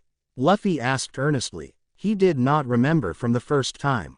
Sanji-kun got us this. Nami told him with a twitch above her eye, who was also wearing similar clothes. Even though we specifically told him to get us citizens' outfits. But, Nami Swan, dancers are citizens too, Sanji pleaded. Whatever, Nami huffed. Anyway, who's this? That's my older brother, Ace. Luffy told them and pointed at him. Luffy, it's rude to point. Ace told him. Whatever. PP Portgas d Ace. Usopp stuttered. Ace nodded. Why you have a bounty of 550.000.000 berry? Nami asked. Ace nodded again. Don't get any ideas, Nami. Luffy told her. She looked at him oddly. Anyway, Ace is really strong. Like I said, he's the 2nd Division commander of the Whitebeard Pirates. Luffy told them again. Luffy, would you? Ace began. No, Ace. Luffy interrupted. I won't join you. Ace sighed. Hey, guys, I'd like to thank you for taking care of my brother. I know he can be a handful sometimes. He told the crew. They bowed their heads. Yes, he has. They told him in unison except Vivi. That's rude, jerks. Luffy yelled and they cringed and moved away from him a bit. Ace chuckled. Anyway, I'm on the hunt for a man named Blackbeard. He's done what no crew member should and killed one of our Nakama, so I'm going to finish him off. Ace told them. So what are you here for? Luffy raised his hand in the air. I'm going to beat the crap out of Crocodile, he announced. Ace had wide eyes. You do know Crocodile is a Logia? He asked him. And he's a Shichibukai. Don't care. I'll use water, Luffy announced. Ace's sweat dropped. What the hell? What help will that be? He asked him. Luffy looked at him oddly. Well, Crocodile has a sand Logia, so he won't be able to fight if I make him wet, right? He told Ace. He gained a thoughtful expression. Well, that might actually work. Ace replied. Anyway, got to go. And I'll take care of those guys for you. Ace pointed at ships, with the Baroque works symbol, that were approaching them. Then Ace put his hand into his pocket and pulled out a single, blank piece of paper. He threw it at Luffy, who caught it. Save this piece of paper, Luffy. It'll allow us to meet again someday. He told him. Luffy looked at the piece of paper. Ace's Vivre card. Then the big brother jumped down into his little, tiny boat thing. He activated his devil fruit and sailed straight towards the approaching 3 ships. As he approached, they fired at him, missing completely with cannons, but hitting a few times with guns, which of course did nothing. Then, as he was nearly at the ship, Ace pushed the little boat into the sea and used his great strength to jump across the ship. He landed back on the little boat and activated his devil fruit powers. Heiken, Fire Fist. Ace shouted and punched through the enemy ship with his, Fire Fist. He crushed the ships as if they were made of paper. Show off. Luffy thought and smiled. Luffy clapped and then waved Ace goodbye, as he disappeared, waving as well. Luffy's crew members were gaping at the display of raw power that Ace had just done. Luffy, are you sure you're stronger than your brother? Usopp stuttered. Luffy smiled. I can do that too, Usopp. Except without the special effects. 27. Royal Shichibukai, Sir Crocodile.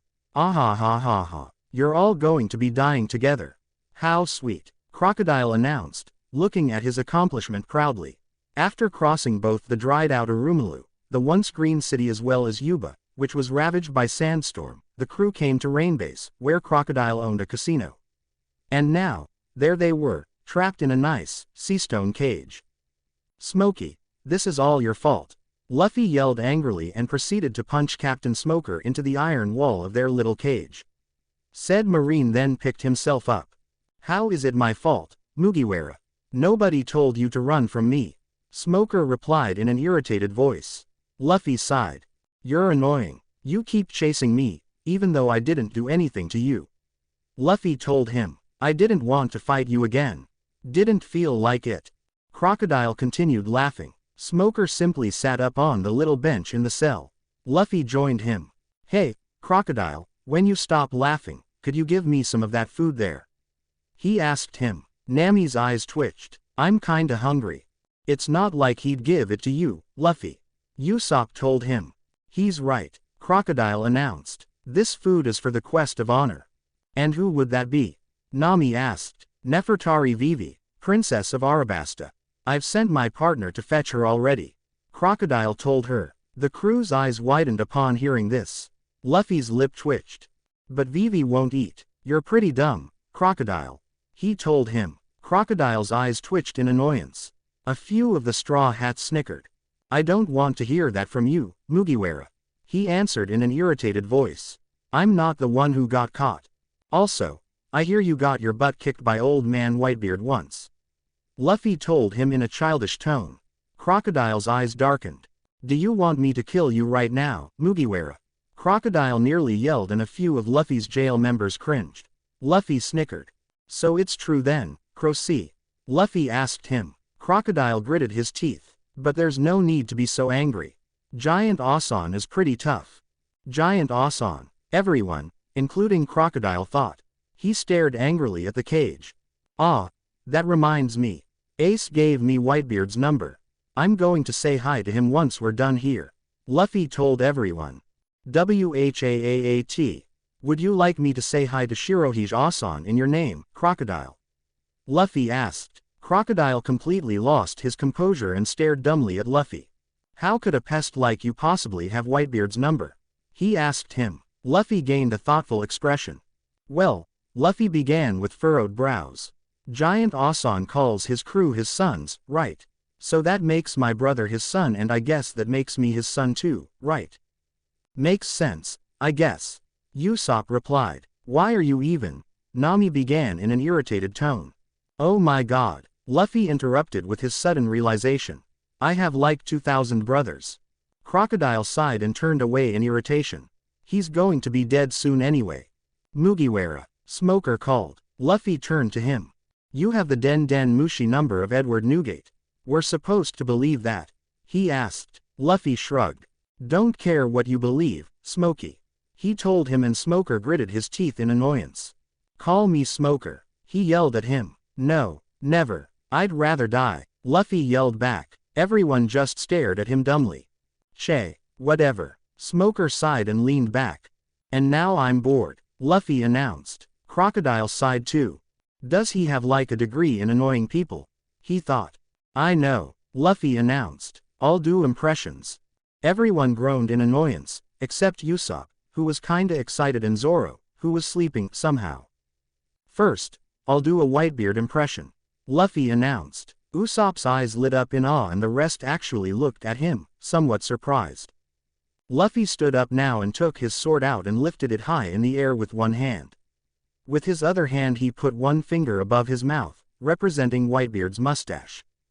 Gururara, you think a little brat like you could beat me, Crocodile Man?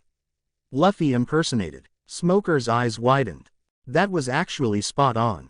He thought. Everyone in the Marines who ever fought against Whitebeard's crew knew how Whitebeard laughed and more importantly, how he addressed almost everyone younger than him as a brat. Cut that out, Crocodile yelled, startling everyone. Now, Luffy yelled, completely ignoring a fuming Crocodile. Red-haired Shanks impression. Red-haired Shanks, everyone thought. Luffy pretended to fall on the ground. Oh, man, I have such a hangover. Ouch. Ben, give me something for the hangover.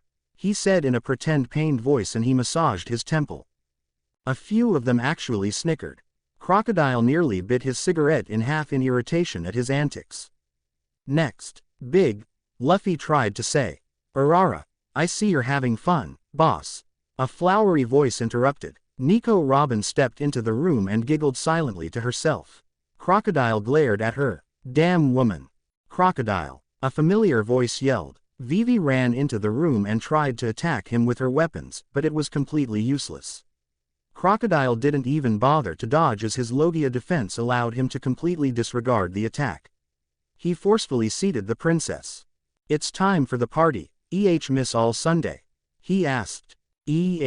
Robin replied. Operation Utopia is starting. Operation Utopia? Nami asked. Crocodile turned his back to them and laughed. Hey, stop that, Luffy yelled. Crocodile continued laughing. Stop, or I'll do another impression.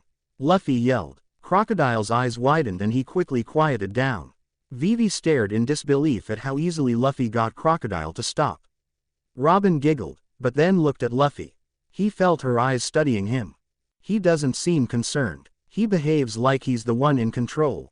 She thought. What exactly is going on here? What are you planning to do here in Arabasta? Vivi asked in outrage. Crocodile grinned. Shall I tell you what type of person I despise the most? Crocodile asked. It's those that place the happiness of their people above their own lives. Hypocrites. You plan to kill my father. You'll never accomplish something like that. Vivi yelled. Of course he could, Luffy thought. She's still way too naive. Even after. Flashback. I quit, Luffy declared and sat down in the sand. All you want to do is to make sure nobody gets hurt. Aren't you just fooling yourself? What's wrong with that? What's wrong with not wanting for anyone to die? Nothing at all. It's just that people die. Luffy learned that fact the hard way. Many times. Crocodile proceeded to them their whole plan, laughing while doing it. So, you see, the love for this country will destroy his country. He concluded and laughed some more. Vivi and the rest were horrified. Miss All Sunday glanced at Luffy's face again. His expression hasn't changed, she thought. What is this? And do you know why I want this kingdom so badly? Crocodile asked her. How could I understand what goes on in your rotten head? She asked bitterly. She threw herself on the floor along with the chair she was bound on and struggled to drag herself on the floor. It was painful to watch. It's like Kizaru once said. Luffy thought as looked at her sadly. If you're not powerful enough or have help, you can't save anything. Not with determination alone. If she hadn't met us, she'd have no hope at all. Thankfully, we're not defeated here. Smoker looked at his thoughtful expression with confusion. He should be screaming, yet he looks almost like he's expecting something to happen. Crocodile turned to leave and Vivi dragged herself behind him. Oh, Crocodile said as he turned around. You want to tag along, Miss Wednesday? She looked at him. We're on our way to Alubarna as well. He told her. Now, will you save 1,000,000 people or will you save them? He pulled out a key, but then dropped it intentionally into the hole in the floor, underneath which the Bananawi swam. One of them swallowed the key. Most of the Straw Hats panicked, even Zoro who had by now woken up. Yet, when Robin's eyes wandered to Luffy, they widened inconsiderably. His expression still hasn't changed. She thought. He should be panicking, he should be screaming. Why is he looking like this as a part of some sort of plan? She glanced at Crocodile. He was still gloating at a desperate and enraged Vivi. He hasn't noticed. She was always better at reading people than anyone given her hard past, but Crocodile should have noticed too. And yet, he laughed away. Then he told them how he was responsible for the condition of the oasis of Yuba. She looked at Luffy again. He had his fist clenched and looked angry, but otherwise nothing had changed. Then they turned to leave. Crocodile, your plan will fail. Luffy told them simply in a matter-of-fact voice. You won't get this country and you won't get the stupid weapon. They turned around. They both stared at him with wide eyes. How does he know about the ancient weapon? As for you, he spoke and looked straight at Robin, who flinched slightly at his gaze. Don't be a bad girl. What is this? She thought as she regained her composure. How can he be so confident? He speaks like we are the ones in the cage. Then the Den Den Mushi rang. This helped her avoid any questions Crocodile may have had about his statement. Who is this? She asked. Is this getting through? A voice asked. Yes, we can hear you. She told him. Just spit it out. Crocodile yelled impatiently. Oh, now, I know I've heard this voice before. The voice said. Ahem. Welcome to the shitty restaurant. Crocodile's eyes darkened. Shitty restaurant, you say? He asked. It sounds like you remembered. The voice replied. I'm quite frankly flattered. Crocodile seemed to remember something as he was quiet for a few seconds. Bastard, who are you? He finally asked. Me, I'm Mr. Prince, the voice announced. I see, Mr. Prince. Where are you? He asked it. Now I can't tell you that. If I did, you'd come to kill me. But it remains to be seen if you can kill me. I'm not foolish enough to slip information out so carelessly as you, Mr. Zero. Crocodile was almost shaking in quiet rage. Then a gunshot and a scream were heard. A man told them that he had caught Mr. Prince. Crocodile asked where he was and after getting the information, they turned to leave, believing everything was well. After Luffy was sure that they were far enough away, he turned towards Vivi. Go get Sanji, Vivi. He told her simply. Water started leaking in at that point, but Luffy just stood there. Don't bother with the stupid bananas. It's Bananawi, Luffy, Usopp interjected. Whatever. Luffy told them. Just go and find Sanji, and when we're free we're going to stop a rebellion. But Luffy-san, it sounded like, Vivi started. Have more faith in your nakama, Vivi. Luffy interrupted her. She nodded and smiled for the first time in a long while. Now go, he said. When Crocodile and Robin returned to the room a few minutes later, they couldn't believe their eyes. In the middle of the room was a floating Mr. 3 with 2 messages pasted to his back. See y'all later, shitty Croc, Mr. Prince, and you suck at this, Monkey D. Luffy, future Pirate King. Crocodile fumed in rage as he dropped the real key to the cage. Robin was in shock. I was right. Outside. Why did you save me? Roronoa Zoro, Smoker asked. Because my captain told me to. Zoro answered. Like I said to your swordsman, Smokey, Luffy said from behind him. I don't kill good men. Smoker turned around. That's nice, coming from a pirate. Smoker said. Luffy shrugged. Whatever, he answered, but then handed Smoker a piece of paper. What's this? Smoker asked. We have a common enemy here, Smokey. If you're a man of justice, like you say you are, you'll do as it says. Luffy told him. He turned around and they left, leaving a very confused Marine behind. He looked at the message. Smokey. There is a bomb in the capital city of Alubarna. It's in the Clockwork Tower. There will be 2 Baroque Works agents in there. The bomb is supposed to be shot out of a cannon, but has a timer as well. If it explodes, the city will be gone along with 1 million people. You work on that. We are going to stop the war and beat up Crocodile. I know you're a Marine, but we have a common goal here. As a favor for saving you, please don't attack me and my crew while in Arabasta. We're only here for Vivi. Luffy. P.S. We'll meet again. Smoker gritted his teeth in frustration. What kind of a pirate is this?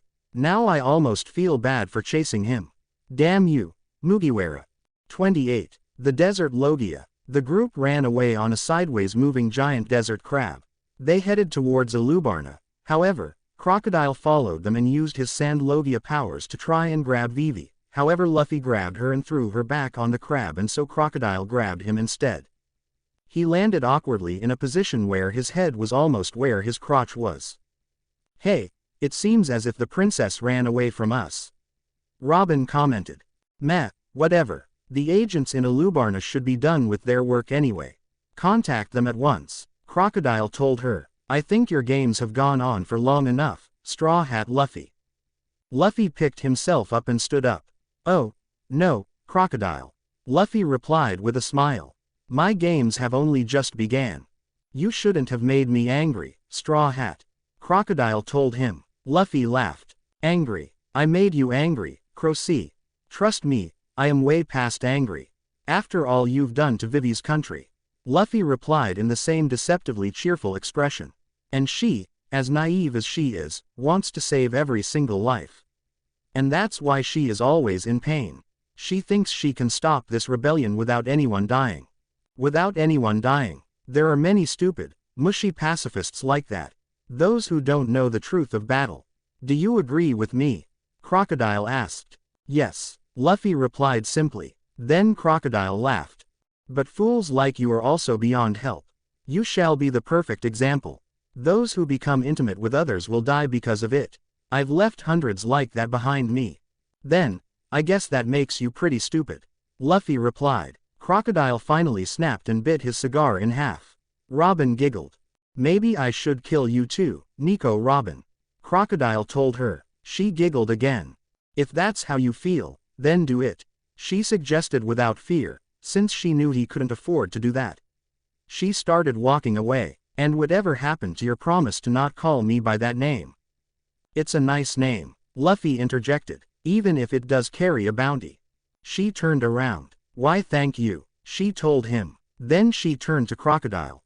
I'll be heading to Alubarna. Insufferable woman, Crocodile muttered. She glanced back at Luffy. He's facing Sir Crocodile of the Shichibukai and he doesn't seem afraid. He seems confident even, she thought. Is he just an overconfident fool? Then again, his bounty is 70.000.000 berry, regardless, I'll be observing from the distance. She left them alone and Crocodile and Luffy prepared to face each other. You know, now that we're alone, you can watch a few of my other impressions. Luffy told him. Crocodile's eye twitched, but he refused to lose his composure. He pulled something out of his coat and threw it in front of Luffy. It was an hourglass. I'll give you 3 minutes. Then I have things to do. Crocodile told him in his usual cold tone. Luffy smirked. You're being awfully confident, Croc. He replied. Luffy then hid most of his left hand in his desert outfit, showing only his index finger in such a way that it represented Crocodile's hook. Ah ha ha ha ha. He imitated as Crocodile's eyes darkened in rage. Worthless trash. Worthless tra. Desert spada, desert sword. Crocodile yelled, interrupting Luffy. A wave of sand approached Luffy, creating a giant line in the desert. Luffy sidestepped the incoming attack and whistled. Good eye. If you hadn't dodged that, you'd be saying more than just ow. Crocodile commented. Luffy laughed. Yes, I'd be saying ow ow ow it hurts.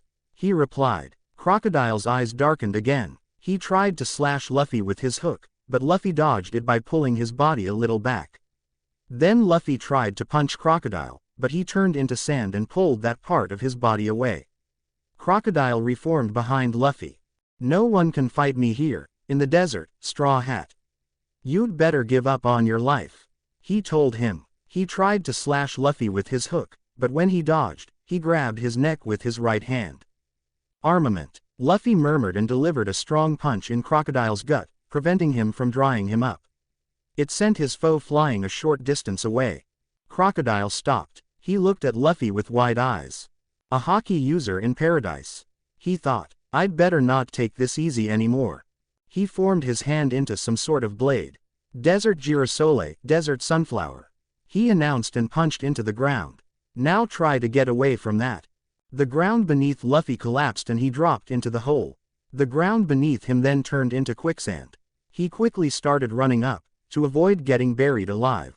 Then he sensed Crocodile approaching down, coming at him with his hook on his left hand and what seemed like some sort of blade made of sand. So, he's no longer underestimating me. Luffy thought. He dodged the hook. That's good. Barchan, Desert Crescent Blade. His foe announced. Should I try to block it? Luffy thought. Flashback. Impel down jailers tried to shoot Crocodile. All their bullets passed through him. Idiots. Use prison bullets. Someone yelled. Crocodile used this as his cue. He lunged forward, extending his right arm. Barchan. He announced his attack. His arm turned into sand and he literally cut through 3 jailers with that sand. Swords or guns they tried to protect themselves with did not work. The jailers dried up almost completely and immediately. Crap, Luffy thought and dodged the incoming trail of sand by barely a millimeter. Nice dodge, Crocodile complimented. It seems there is much more to you than I first thought, Straw Hat. But then Crocodile used his both legs to kick Luffy straight down into the center of the quicksand, while he used his devil fruit power to stay in the air. Immediately upon hitting the center with one of his legs, Luffy pushed himself into the air and used his Soru to try and quickly get out of the hole, but Crocodile formed out of nearby sand in front of him just as he was about to leave the hole. Damn it, he's good, Luffy thought, better than I remember from Arabasta. Luffy avoided the incoming kick and dodged his right hand, with which his foe was attempting to grab him with, no doubt to try and dry him. But then, his hook approached. Luffy knew that if he dodged the slash, Crocodile would probably get enough time to kick him back in. Armament. He murmured and reinforced his chest area with shiny black hockey armor. The hook hit him, but it was unable to damage him trough his armor. Crocodile looked in surprise, but he didn't have too much time for that, as he saw his opponent pulling both of his fists back into the center of the hole. He's a devil fruit user. He thought, alarmed. His opponent did seem to be incredibly flexible, even for a boy, but he did not think that was actually because of a devil fruit. Gomu Gomu no, Luffy announced. Crocodile's eyes widened. Bazooka. Luffy finished and hit Crocodile straight into his chest. Said Shichibukai jumped slightly back to try and avoid the hit, but he was still sent flying into the desert. Luffy was finally free and jumped out of the hole with the quicksand. He landed in front of his foe. Crocodile coughed up a bit of blood and looked angrily at his young enemy. He's much more powerful than I thought.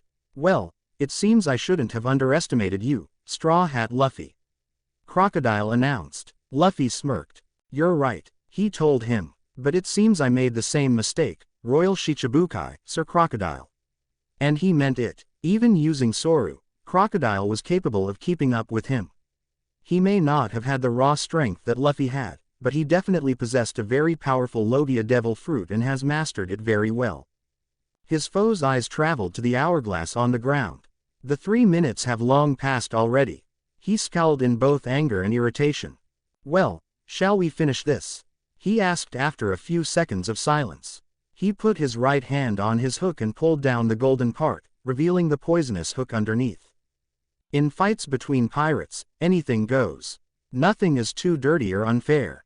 The battle between 2 pirates is to the death. Crocodile continued, and as you could see, I'm not one of those fools who'd be content to simply possess a devil fruit. I've trained it and turned it into a weapon. His right hand formed a blade. Luffy nodded. So have I, he replied. Crocodile's eyes widened slightly. Luffy took the thumb of his right hand and bit into it. Gear 3rd, he announced and blew air into his thumb. Crocodile looked in shock as Luffy's right fist expanded in size. His opponent pulled his hand behind him and formed a fighting stance. This hand, Luffy announced. It's the hand of a giant.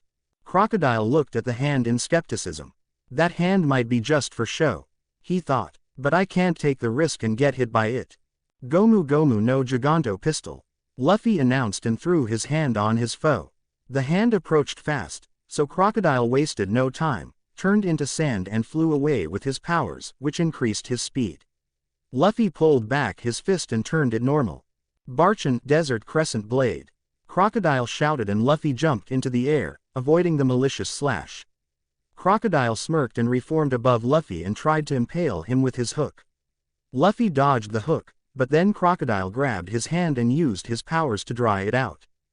Luffy screamed and quickly punched his foe away with a hockey-infused punch. He activated his Soru and lunged at the water, that he had long since accidentally dropped on the ground. He quickly drank a bit and his arm returned to normal, but Crocodile wouldn't let him rest for long. He reformed behind him and tried to impale him, but he dodged it. However, the poisonous hook still gave Luffy a flesh wound.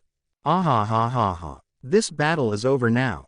The poison will start to spread all over your body now, Crocodile told him. True to his word, Luffy started feeling pain, but to his relief, it wasn't as bad as he thought it'd be. So, some of my poison resistance is still there. Luffy thought and grinned. It's not as good as it was after Magellan, but it seems it'll still manage to protect me a bit. Why are you smiling, Mugiwara? You're going to die now, Crocodile told him. Luffy laughed. It's not over until I drop dead, Crocy, he told him. His foe's eyes darkened. Stop calling me that, he yelled at Luffy. He simply laughed. Make me, Crocy, Luffy told him, smirking smugly upon saying the last word. Crocodile opened the palm of his hand. A very small sandstorm formed in it. Sable's sandstorm, he announced and threw the tiny sandstorm at Luffy. The sandstorm grew larger and larger, pulling sand from the surrounding desert. As the sandstorm pulled him, Luffy immediately jumped high in the sky and allowed the storm to carry him up until he emerged at the top, high above Crocodile. He extended his arms and grabbed a rock in the desert and pulled himself to it. Immediately upon landing, Crocodile appeared behind him, slicing through his cardigan and again slashing him. By moving his body a bit forward, Luffy avoided any major damage from the slash, but more poison spread through his body. Armament, he announced, pulled his right hand back, twisting it around as he did and turned towards Crocodile, who was behind him, by twisting his body in such a way that would be unnatural to anyone without a rubber fruit. Gomu Gomu no Rifle. The attack hit Crocodile straight in the gut and sent him back, flying. He stopped himself after a few meters and put his hand in front of his mouth. He coughed up lots of blood. He looked at Luffy. Damn, this is bad, he thought. If this goes on like this, I won't be able to hold on long enough for him to collapse because of the poison. Why are you even fighting? He asked aloud. It's for someone else, isn't it? Why are you fighting for someone else? Why wouldn't I? Luffy asked with a smile. I don't know what happened to you to make you think caring about others is worthless, but my nakama mean everything to me. My dream has no meaning without them. Crocodile laughed then. Then you're about to lose your meaning, Mugiwara. They are probably already dead or will be soon. He told him. Luffy laughed. My nakama are strong enough to defeat your agents, Crocodile. He answered. His foe smirked. Ah ha ha ha ha. Even if they do, even if the war somehow stops, even if both me and my partner are defeated, everyone else will still die. Crocodile announced. Ah ha ha ha ha. And do you know why, Mugiwara? It's because If you're going to tell me about the bomb, don't waste your time. Luffy interrupted and grinned. Crocodile's eyes widened in horror and his mouth parted. What? He asked quietly. He looked as if his mind had just collapsed. I know about the bomb, Crocy. And I've already told Smoker and my crew about it. Luffy started. Crocodile stared at him in disbelief. Flashback. Luffy turned to Vivi, while they on top of the crab. Vivi, he begun. She turned to him. What? She asked. When Crocodile and his partner were leaving, I heard them say something about a bomb. He told her. With my hockey, when they were in the corridor. He quickly added when she tried to say something. It's probably in Alubarna, somewhere where lots of soldiers will be. Like near the plaza. What? She yelled. I'm thinking about that clockwork tower that my friend Shanks told me was nearby. Luffy lied. You should stop that from happening. Quote. She nodded. Although she looked very surprised, she didn't say anything else. Also, I've told Smokey the same thing and asked him not to attack us in that note. Luffy added. You what? Everyone yelled. Relax, Luffy told them. He's a good guy. He'll keep his promise. Then Luffy saw the golden hook approaching. I even know where it is and about the timer. Luffy added. But how? Crocodile tried to say. You lost the moment Vivi met me, Crocodile. At the second we became friends, your plans crashed and burned completely. Luffy interrupted. As for how, Crocy, I have friends everywhere. Luffy lied, but not quite. It was true Luffy had or would have friends everywhere, but said friends were mostly only that and would not help him against their own organization. However, Crocodile wouldn't need to know that. His eyes widened again. Mr. 2, Mrs. All Sunday. He thought. He remembered Luffy's and Robin's interaction and Bon Clay's gloomy mood when he was told he had to fight them. Why you bastard? Crocodile yelled and ran towards Luffy and attacked him. His foe dodged his hook and his attempt to impale him. Armament. Luffy murmured and delivered a heavy punch into the gut of the frenzied sand pirate. Crocodile struggled to keep up and coughed up some more blood. It's straight into impel down for you I'm afraid. Luffy told him. But don't worry, I think we'll meet again. Then I'll be able to yet show you more of my impressions. Crocodile gritted his teeth and clenched his fist in fury. Why is he still standing? Isn't he affected by the poison? He asked himself. Luffy used his observation haki and noted that Robin was watching from the distance. I knew it, he thought and grinned, but then he was interrupted from further thinking by an enraged Crocodile, who once again tried to kill him. Luffy kept dodging every attempt, infuriating him further, and then Crocodile used another one of his sandstorm attacks. Luffy avoided it again, but at the top of it, Crocodile was waiting, bearing a slasher smile. This is the end for you, he announced and slashed Luffy across his back with his hook. He gritted his teeth in pain. I screwed up. I didn't use armament fast enough. Luffy thought. He was still fine of course, but he was in a lot of pain. But despite of that, he grinned. No. Exactly the opposite. Luffy replied. This is the beginning. Armament. He murmured and pulled both of his fists back. Desert La Spada, desert blades. Crocodile yelled and formed 4 desert blades out of his sand and threw them at Luffy. Gomu Gomu no Bazooka, Luffy announced and snapped his arms forward. He managed to hit straight through the blades, as if they were nothing with his haki-infused power. His 2 arms hit Crocodile straight in the chest. The Shichibukai, unable to last any longer, fell down on the ground. He landed near the hole of quicksand that he himself had created. Luffy landed on the ground near him and watched at him for a minute. We'll meet again, Crocodile. I hope you'll change until then. He thought. I never expected this to happen.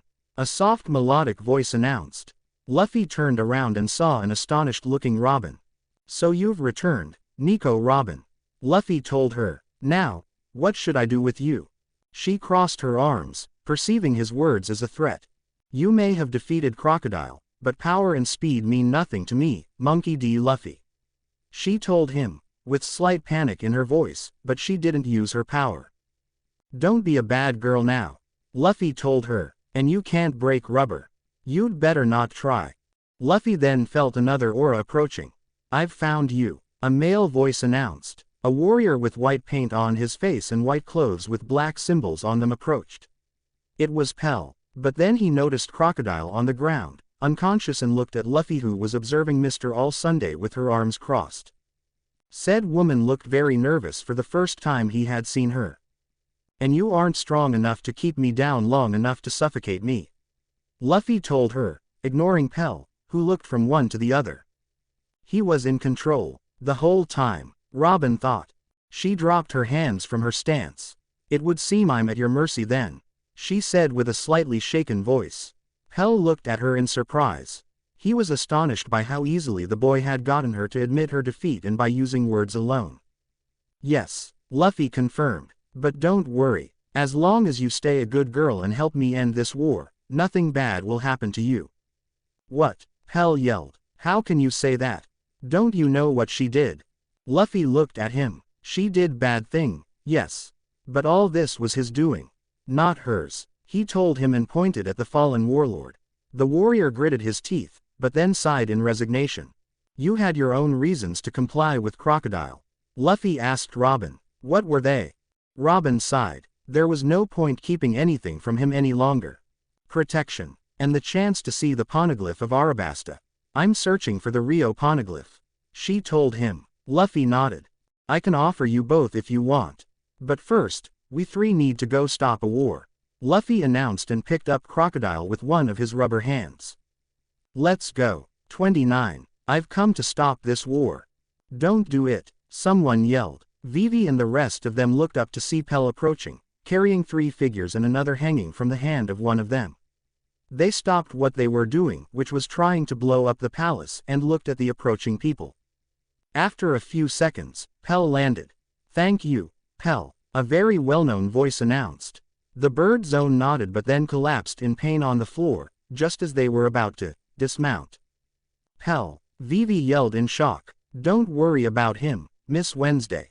He's just tired," a melodic voice announced. "You," Vivi screamed. The guards took up their arms in alarm. "Miss All Sunday. She helped us get your father, so don't be angry at her, Vivi," another voice said. Then the 3 figures stepped towards her. It was Nefertari Cobra, Nico Robin and Monkey D. Luffy, who was dragging someone with his elastic hand. "He's right, Vivi," the king told her. She simply nodded, but then she took note of the man Luffy was dragging. "Luffy-san, is that?" "Yes, that's Crocodile," Luffy interrupted and threw him towards her feet. She, along with several royal guards, gasped in awe and disbelief.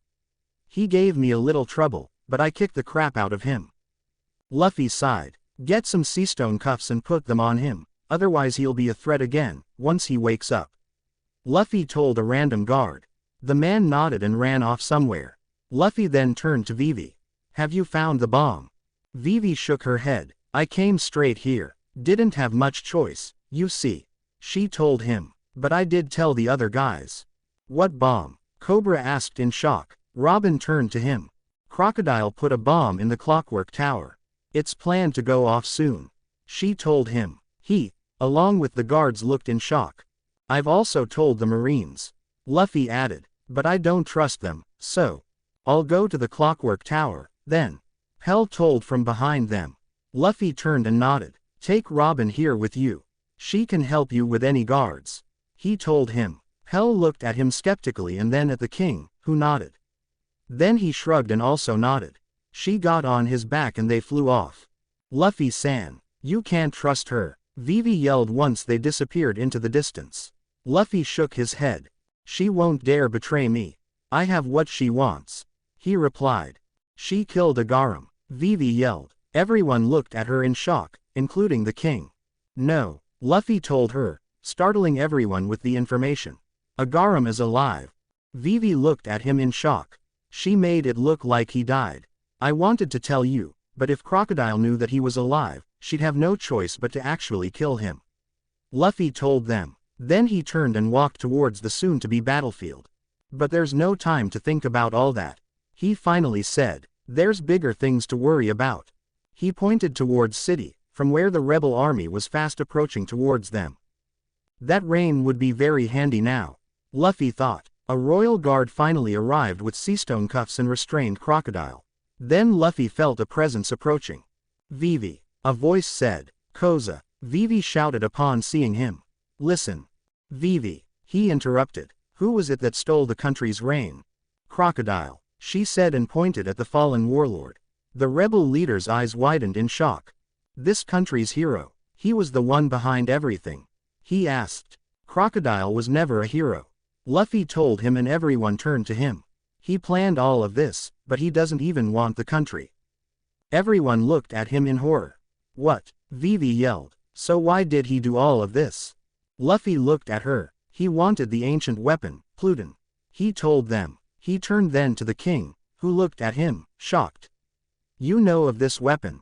Cobra nodded. Its location is supposed to be inscribed on the poneglyph underneath the palace. It's what the royal family is protecting. He told them. Luffy nodded. Mrs. All Sunday searched for that stone as well, but for a different reason. That's why she helped him. He told him. Then he walked past them and picked Crocodile up again. Let's go stop a war. Koza looked at him. Sorry, but who are you? He asked. Luffy turned to him. I'm Monkey D. Luffy, a pirate. He answered. Everyone gasped, they didn't know yet. A pirate? Koza asked with narrowed eyes. What's a pirate doing here? I'm the one who brought Vivi back to Arabasta and I'm the one who beat up this Shichibukai right here. Luffy told him. Koza turned to Vivi. Is that true? He asked her. She smiled and nodded. Let's go now. Luffy interrupted them. The more time we waste, the more people may die. They quickly nodded and went after him.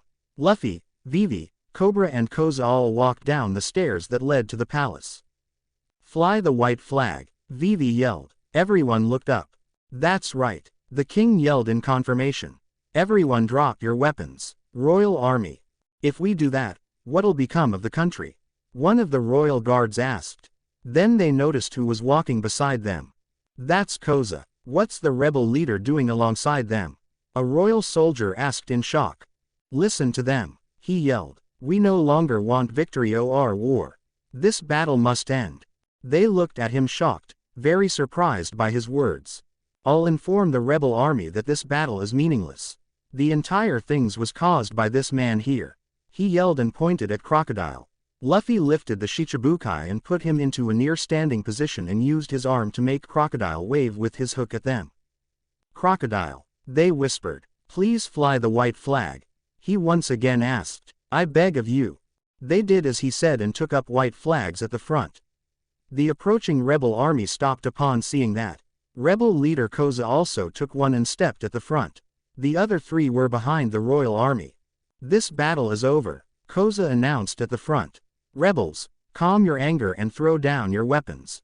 The royal army no longer wishes to fight. Is that true? One of rebel soldiers in the front asked. Presumably he was one of the people in charge. Yes, the leader confirmed. Then, someone in the ranks of the royal army took out a pistol and fired at him. Luffy noticed this. With Crocodile still safely in his hand, Luffy activated his Soru and just in time, he intercepted the bullets. He repelled them somewhere in the air. He glared at the one who did this and the man fell down. Koja-san, multiple rebel soldiers yelled, as it appeared that he was hit. The leader turned around and noticed his savior. You, he whispered in shock. Then Luffy jumped down from the platform that Koza and he were standing on. He stepped in the middle between the two armies and threw Crocodile on the ground. He turned sideways, so that he had the royal army on his right and the rebel one on his left. Who is that? Multiple voices asked from both sides. I'm Monkey D. Luffy, he announced. I'm the one who brought Princess Vivi back to her country and I'm here to stop this war. Luffy-san, Vivi whispered with tears in her eyes somewhere in the background. The king looked at her and grabbed her arm and smiled to her. You have found a great friend, he told her. She nodded and smiled. This man, Luffy continued and pointed at the fallen enemy. Royal Shichibukai, Sir Crocodile, is the man who caused this war. This caused quite the commotion between the soldiers. They were in a state of disbelief. But Crocodile-san, this country's hero, our savior, can't be. Shut up, Luffy yelled and interrupted them. They all put their attention back on him. He used that dance powder thing to make this country dry. Many eyes widened upon hearing this. He and his group Baroque Works are the reason this war even began. He announced. It was their plan all along to have this country fight, but I defeated him and my crew defeated his agents. They started whispering amongst themselves again. If anyone wants to fight any longer, Luffy announced and pulled out his sword. Sorry, Shanks, but I'm stealing your line here. Luffy thought and grinned inwardly. Then fight me, I'll take you all on. He finished. The soldiers gaped at him in disbelief, as well as Koza, Cobra and Vivi, despite already knowing that Luffy was very strong. They couldn't believe what their eyes saw and their ears heard. Luffy-san, Vivi thought to herself as she looked at him, positioned between the two armies. If not, then everyone drop your weapons. You have no reason to fight anymore, he added after a few minutes. The men looked at each other and after a few moments started dropping their weapons. Luffy could see that even the agents started dropping them, not daring to go against the man that they learned had beaten up the man, who they now knew was their boss. Then Luffy sensed another presence among the crowd, a distinctly different one. He saw Ensign Tashigi and two other marines trying to make their way through the rebel army. The soldiers moved out of their way upon seeing the Navy insignia. After they made their way through the crowd, Tashigi looked at Luffy with uncertainty. Luffy nodded to her. He's all yours, he told her. She nodded and looked at the unconscious Shichibukai. A Baroque Works ship carrying dance powder has been captured, she announced, gaining everyone's attention. Leader of the secret organization, Baroque Works, Royal Shichibukai Pirate, Sir Crocodile. By order of the Marine Headquarters, acting with the authority of the world government, in accordance with the Naval Enemy Seizure Clause, you are henceforth stripped of all titles and privileges granted to you by the government. Luffy grinned. She turned his attention to him now. Straw Hat Luffy, she began. You're a pirate too, but you saved this country, so I thank you. She bowed her head. This earned gasps of surprise, both at learning that Luffy was a pirate and because of a marine thanking a non-Shichibukai pirate. Did you get rid of the bomb? Luffy asked her. She lifted her head in surprise. She nodded. Then he was the one who bowed his head. Then I have to say thanks too, he told her. She looked at him in total surprise, as did many of the onlookers. Now listen up, he yelled out. As of today, I'm putting Arabasta under the protection of the flag of the Straw Hat Pirates. If anyone dares to do anything like this in Vivi's country again, I'll beat them up like I beat up Crocodile. Luffy-san. Single quote. After a while, the soldiers of Arabasta were in for another shock, as soon after rain started falling again. After a while, a Garam also arrived, carrying the child survivor from Nanohana, who confirmed everything Luffy and Koza said. 30. Chatting with insanely powerful guys. Hey guys, Luffy greeted cheerfully. The Straw Hats lying on the floor grunted in greeting.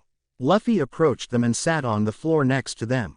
You look beaten up, he commented. That's because we were. They yelled at him with shark teeth. Luffy scratched his head and laughed sheepishly. Sorry, he apologized insincerely. Anyway, when you guys can move, we're invited to the palace. They're preparing a feast for us. So that's why you're so happy? Nami asked him. Luffy laughed. Well, partly because of that and because of how cool I looked when I stopped the war, Luffy announced. Fought, everyone yelled. Luffy stood up and pulled out his sword. Yeah, the royal army was on the right and the rebels were on the left. I had Crocodile lying at my feet. And I was like, if you guys want to continue fighting, I'm kicking all your asses. He announced and raised his chest proudly. Really? Chopper and Usopp beamed. Luffy nodded. You're so cool, Luffy. Chopper told him with stars in his eyes. Luffy laughed embarrassed. The rest of them looked shocked at Luffy. Why, you actually did that? Zoro asked. Luffy nodded. And I looked awesome, didn't I, Robin? Luffy asked and looked behind him. I'm sure you did, a flowery voice announced. Nico Robin stepped up to Luffy. Everyone tensed up. Ah, you weren't watching? Luffy asked with a disappointed voice. She shook her head. Luffy, what's Miss All Sunday doing here? Zoro asked. Everyone was now standing, gripping their weapons. Nico Robin here is part of our crew now, Luffy announced. WHAAAAT. Flashback.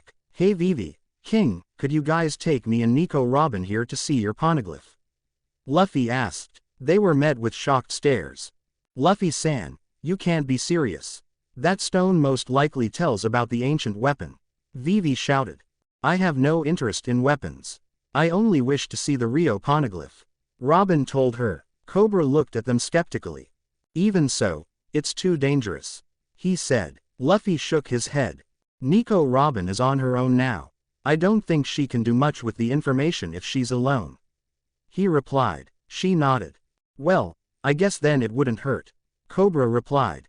A few minutes later, Robin stood in the chamber underneath the palace and looked at the large stone, known as the poneglyph. She spent a few minutes reading the writing on it. Luffy, Vivi and the king kept their distance and looked from the corridor. When she turned around, Vivi and Cobra were startled. She had tears falling down her face. She looked completely defeated. Ah, Robin, Luffy thought sadly. It wasn't it, she said simply and looked at the ground. It tells the location of Pluton, like I thought. This was my final and only lead, but it isn't what I hoped it'd be. What did you want it to be? The king asked. The Rio poneglyph. Out of the poneglyphs existing in the world, it's the one stone that tells the true history. The true history? Vivi asked. What is that? It tells about the missing period of time. The true about the void century, she told her. Luffy nodded. Shanks told me about this. Luffy lied. Everyone looked at him. Everything from that period has been covered up by the government. But he didn't tell me what happened. Shanks. Robin repeated. But how could he know what happened? Nobody knows. Luffy shook his head. Shanks does. He told them. But he said that if I want to know, I should find out on my own. You don't mean red-haired Shanks, one of the 4 emperors? Robin asked with a wide-eyed expression. He can't mean, Cobra began. Yes, Luffy interrupted. He ignored their shocked expressions and looked at Robin. Your dream is to learn of the void century? He asked her. She nodded. What a foolish dream, Luffy told her. She looked down on the ground again. But nowhere near as foolish as mine, he finished and grinned. She looked at him with a shocked expression. You have nowhere to go, is that right? He asked her. She shook her head sadly. Then come with me and my crew. What? She asked quietly. Vivi and Cobra looked at him. We all have really stupid and impossible dreams, Nico Robin. You'd fit right in, Luffy answered. I don't know what to say, Robin told him. Luffy grinned. Just say yes, he shouted. She smiled. But is it really all right? She asked. I was your enemy. I helped Crocodile. Luffy shook his head. That's all in the past now, he told her. Besides, you helped us save Vivi's country. He's right, Vivi interjected. Robin looked at her in shock. You, she whispered. Vivi simply smiled. All right, Monkey D. Luffy, I'll join your crew, she replied after a moment of silence. That's a good girl, Luffy answered. Could you please stop calling me that?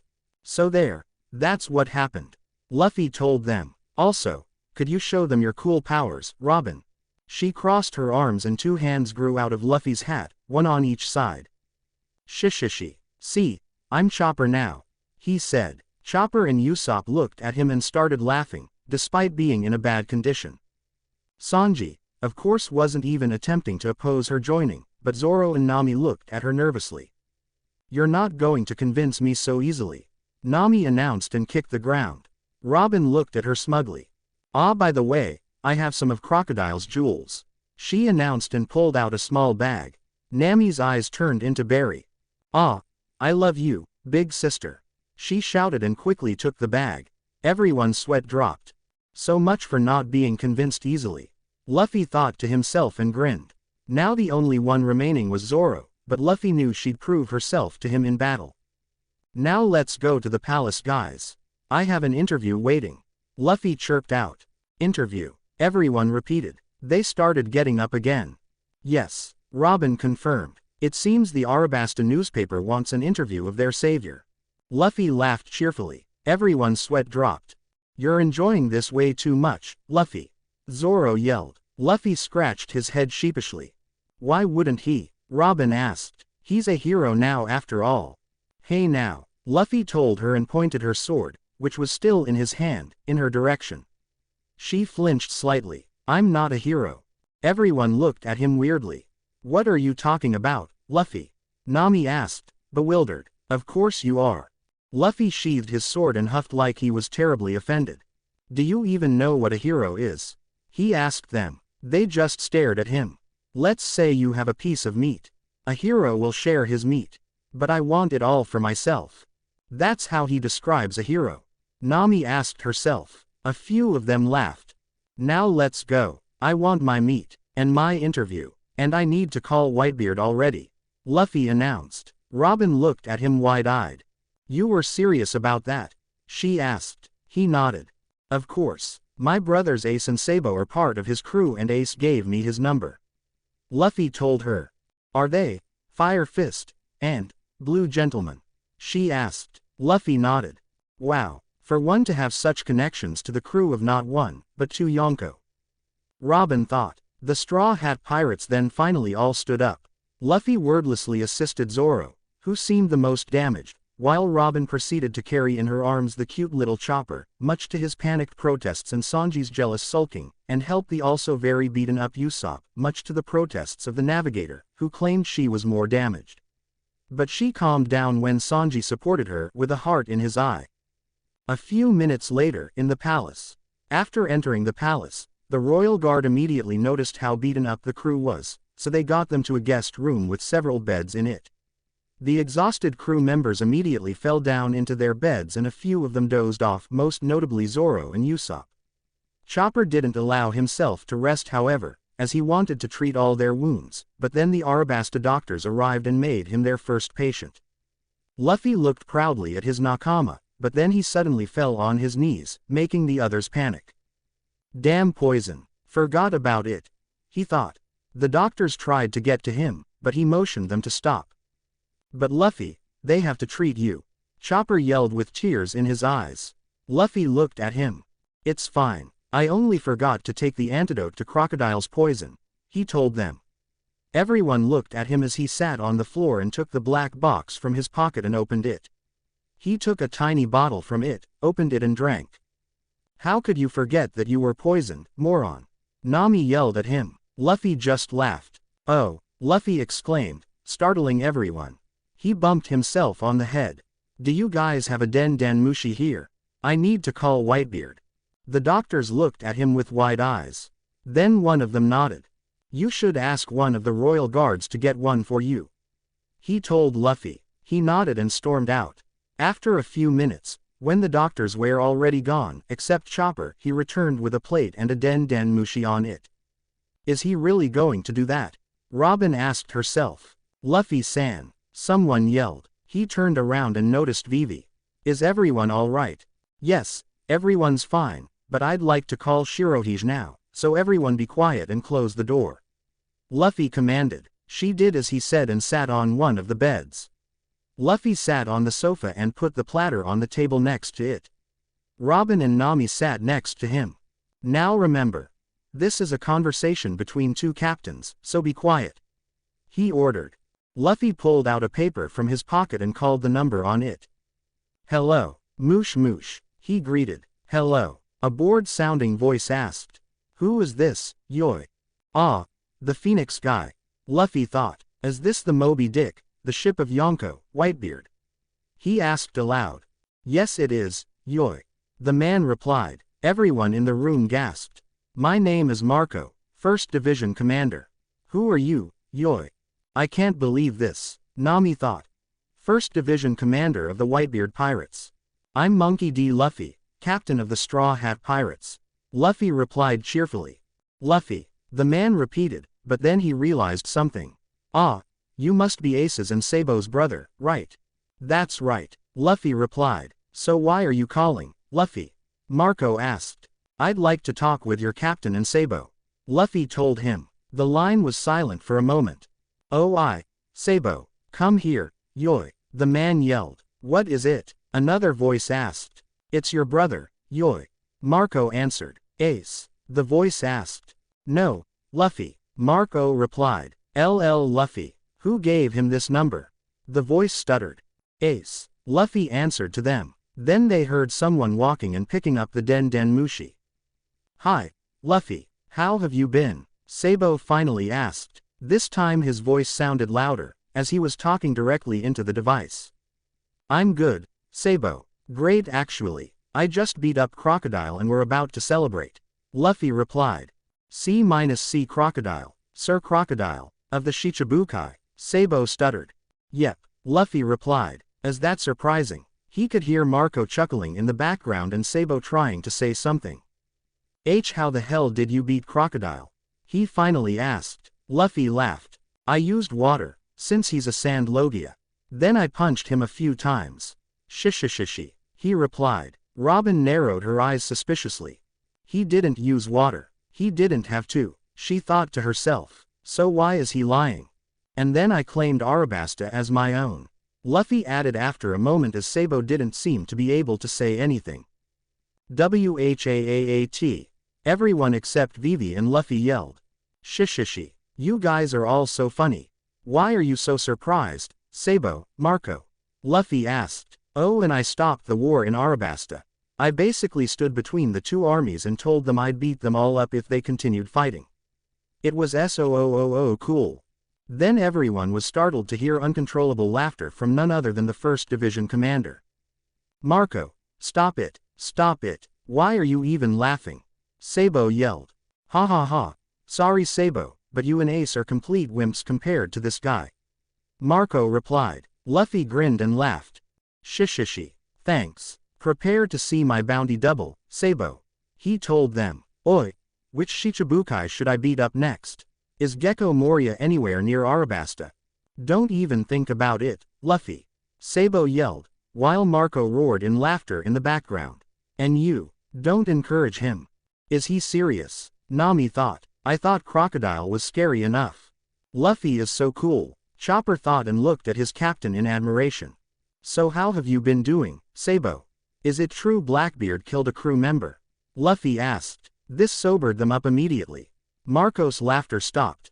Almost, he replied somberly. Luffy's eyes widened.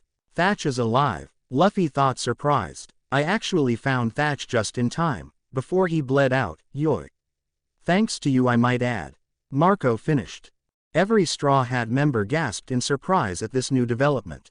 Thanks to me, Luffy repeated in confusion. Yes, Sabo told me about some kind of weird warning you gave him when you were a kid, Yoi. I remembered about that and Teach and got a really bad feeling, so I went to check on them. Turns out you were right in his case. Marco replied. So, you're saying Blackbeard is a big, fat, ugly guy with bushy chest hair that likes pies? Luffy asked in a deadpan voice. Yes, actually, Yoi. Marco replied. Why pies though? I hate pies. Luffy replied. So, is he going to make it? Marco sighed. Too soon to tell, Yoi. Thatch is still fighting for his life. He replied. I see. But why does Ace think he's dead? Luffy asked. Marco signed once again. When he saw Thatch lying in a pool of blood he assumed the worst and stormed off. He replied. I hope he recovers soon. Luffy told him. Thanks, I hope so too. Marco replied. Now, Pops is resting, but I can take the Den Den Mushi to him if you wish. Okay, Luffy replied. See you soon, Luffy. Sabo yelled. Luffy smirked. Sure, he answered. Don't tell me, he really is going to speak to the Great Whitebeard. Thought Nami in shock. They heard the sound of walking and then Marco knocked on a door. Luffy-san, you should be careful how you speak to him. Vivi thought, nervous. Come in. A loud, booming voice announced. This startled the two sleeping Nakama awake. What's going on? Usopp and Zoro asked at almost the same time. Captain San is going to talk to Whitebeard. Robin told them. Really? They both asked. Usopp seemed scared as hell, while Zoro seemed excited. Edward Newgate, the strongest man in the world. Zoro thought and grinned. Pops, I have someone who wants to talk to you. They heard Marco say. Someone else groaned in annoyance. I thought I told that red-haired brat to stop calling me and come in person. Whitebeard commented. This is definitely Edward Newgate. Robin thought in shock. He refers to red-haired Shanks as a brat. Usopp thought in panic. What has Luffy gotten himself into? It's not red-haired, yoy. It's Ace's and Sabo's little brother, Straw Hat Luffy. The one with the incredible first bounty. Marco told him. Luffy smirked proudly. Hey, old man, Luffy yelled. The entire Straw Hat crew cringed at this. Give me the Den Den Mushi, Marco. Whitebeard said calmly. Hey brat, he greeted after a few moments. So you're their little brother? That's right, Luffy replied. So why are you calling? Do you want to become my son like they have? Whitebeard asked. The Straw Hats were shocked. He's so quick to offer him to join the crew. They thought. Luffy laughed, much to the horror of some of his crew members. Luffy, don't provoke him. Please don't provoke him, thought Nami and Usopp while nearly praying. Chopper just thought Luffy was super cool and looked at him in awe, while Robin had a troubled expression. Sanji and Zoro just smirked. No, the Pirate King can't have a captain. Luffy finally replied, and this caused the Navigator and Sniper to become even more scared. There was silence from the other side for a moment. Gururarurara, Pirate King, Whitebeard asked. You are one cheeky brat, aren't you? And you have one really big dream. Shishishi, I guess so. Luffy replied to him. Nami and Usopp sighed in relief. So why are you calling me, brat? He asked. I wanted to thank you for taking care of my brothers. Especially Ace. Do you know about? Luffy began. Yes, I do. Whitebeard interrupted. But it's no problem, kid. They are my sons now. Luffy grinned. That's good. Luffy replied. I'm really glad they've found their place. Especially Ace. He was really messed up as a kid because of, you know.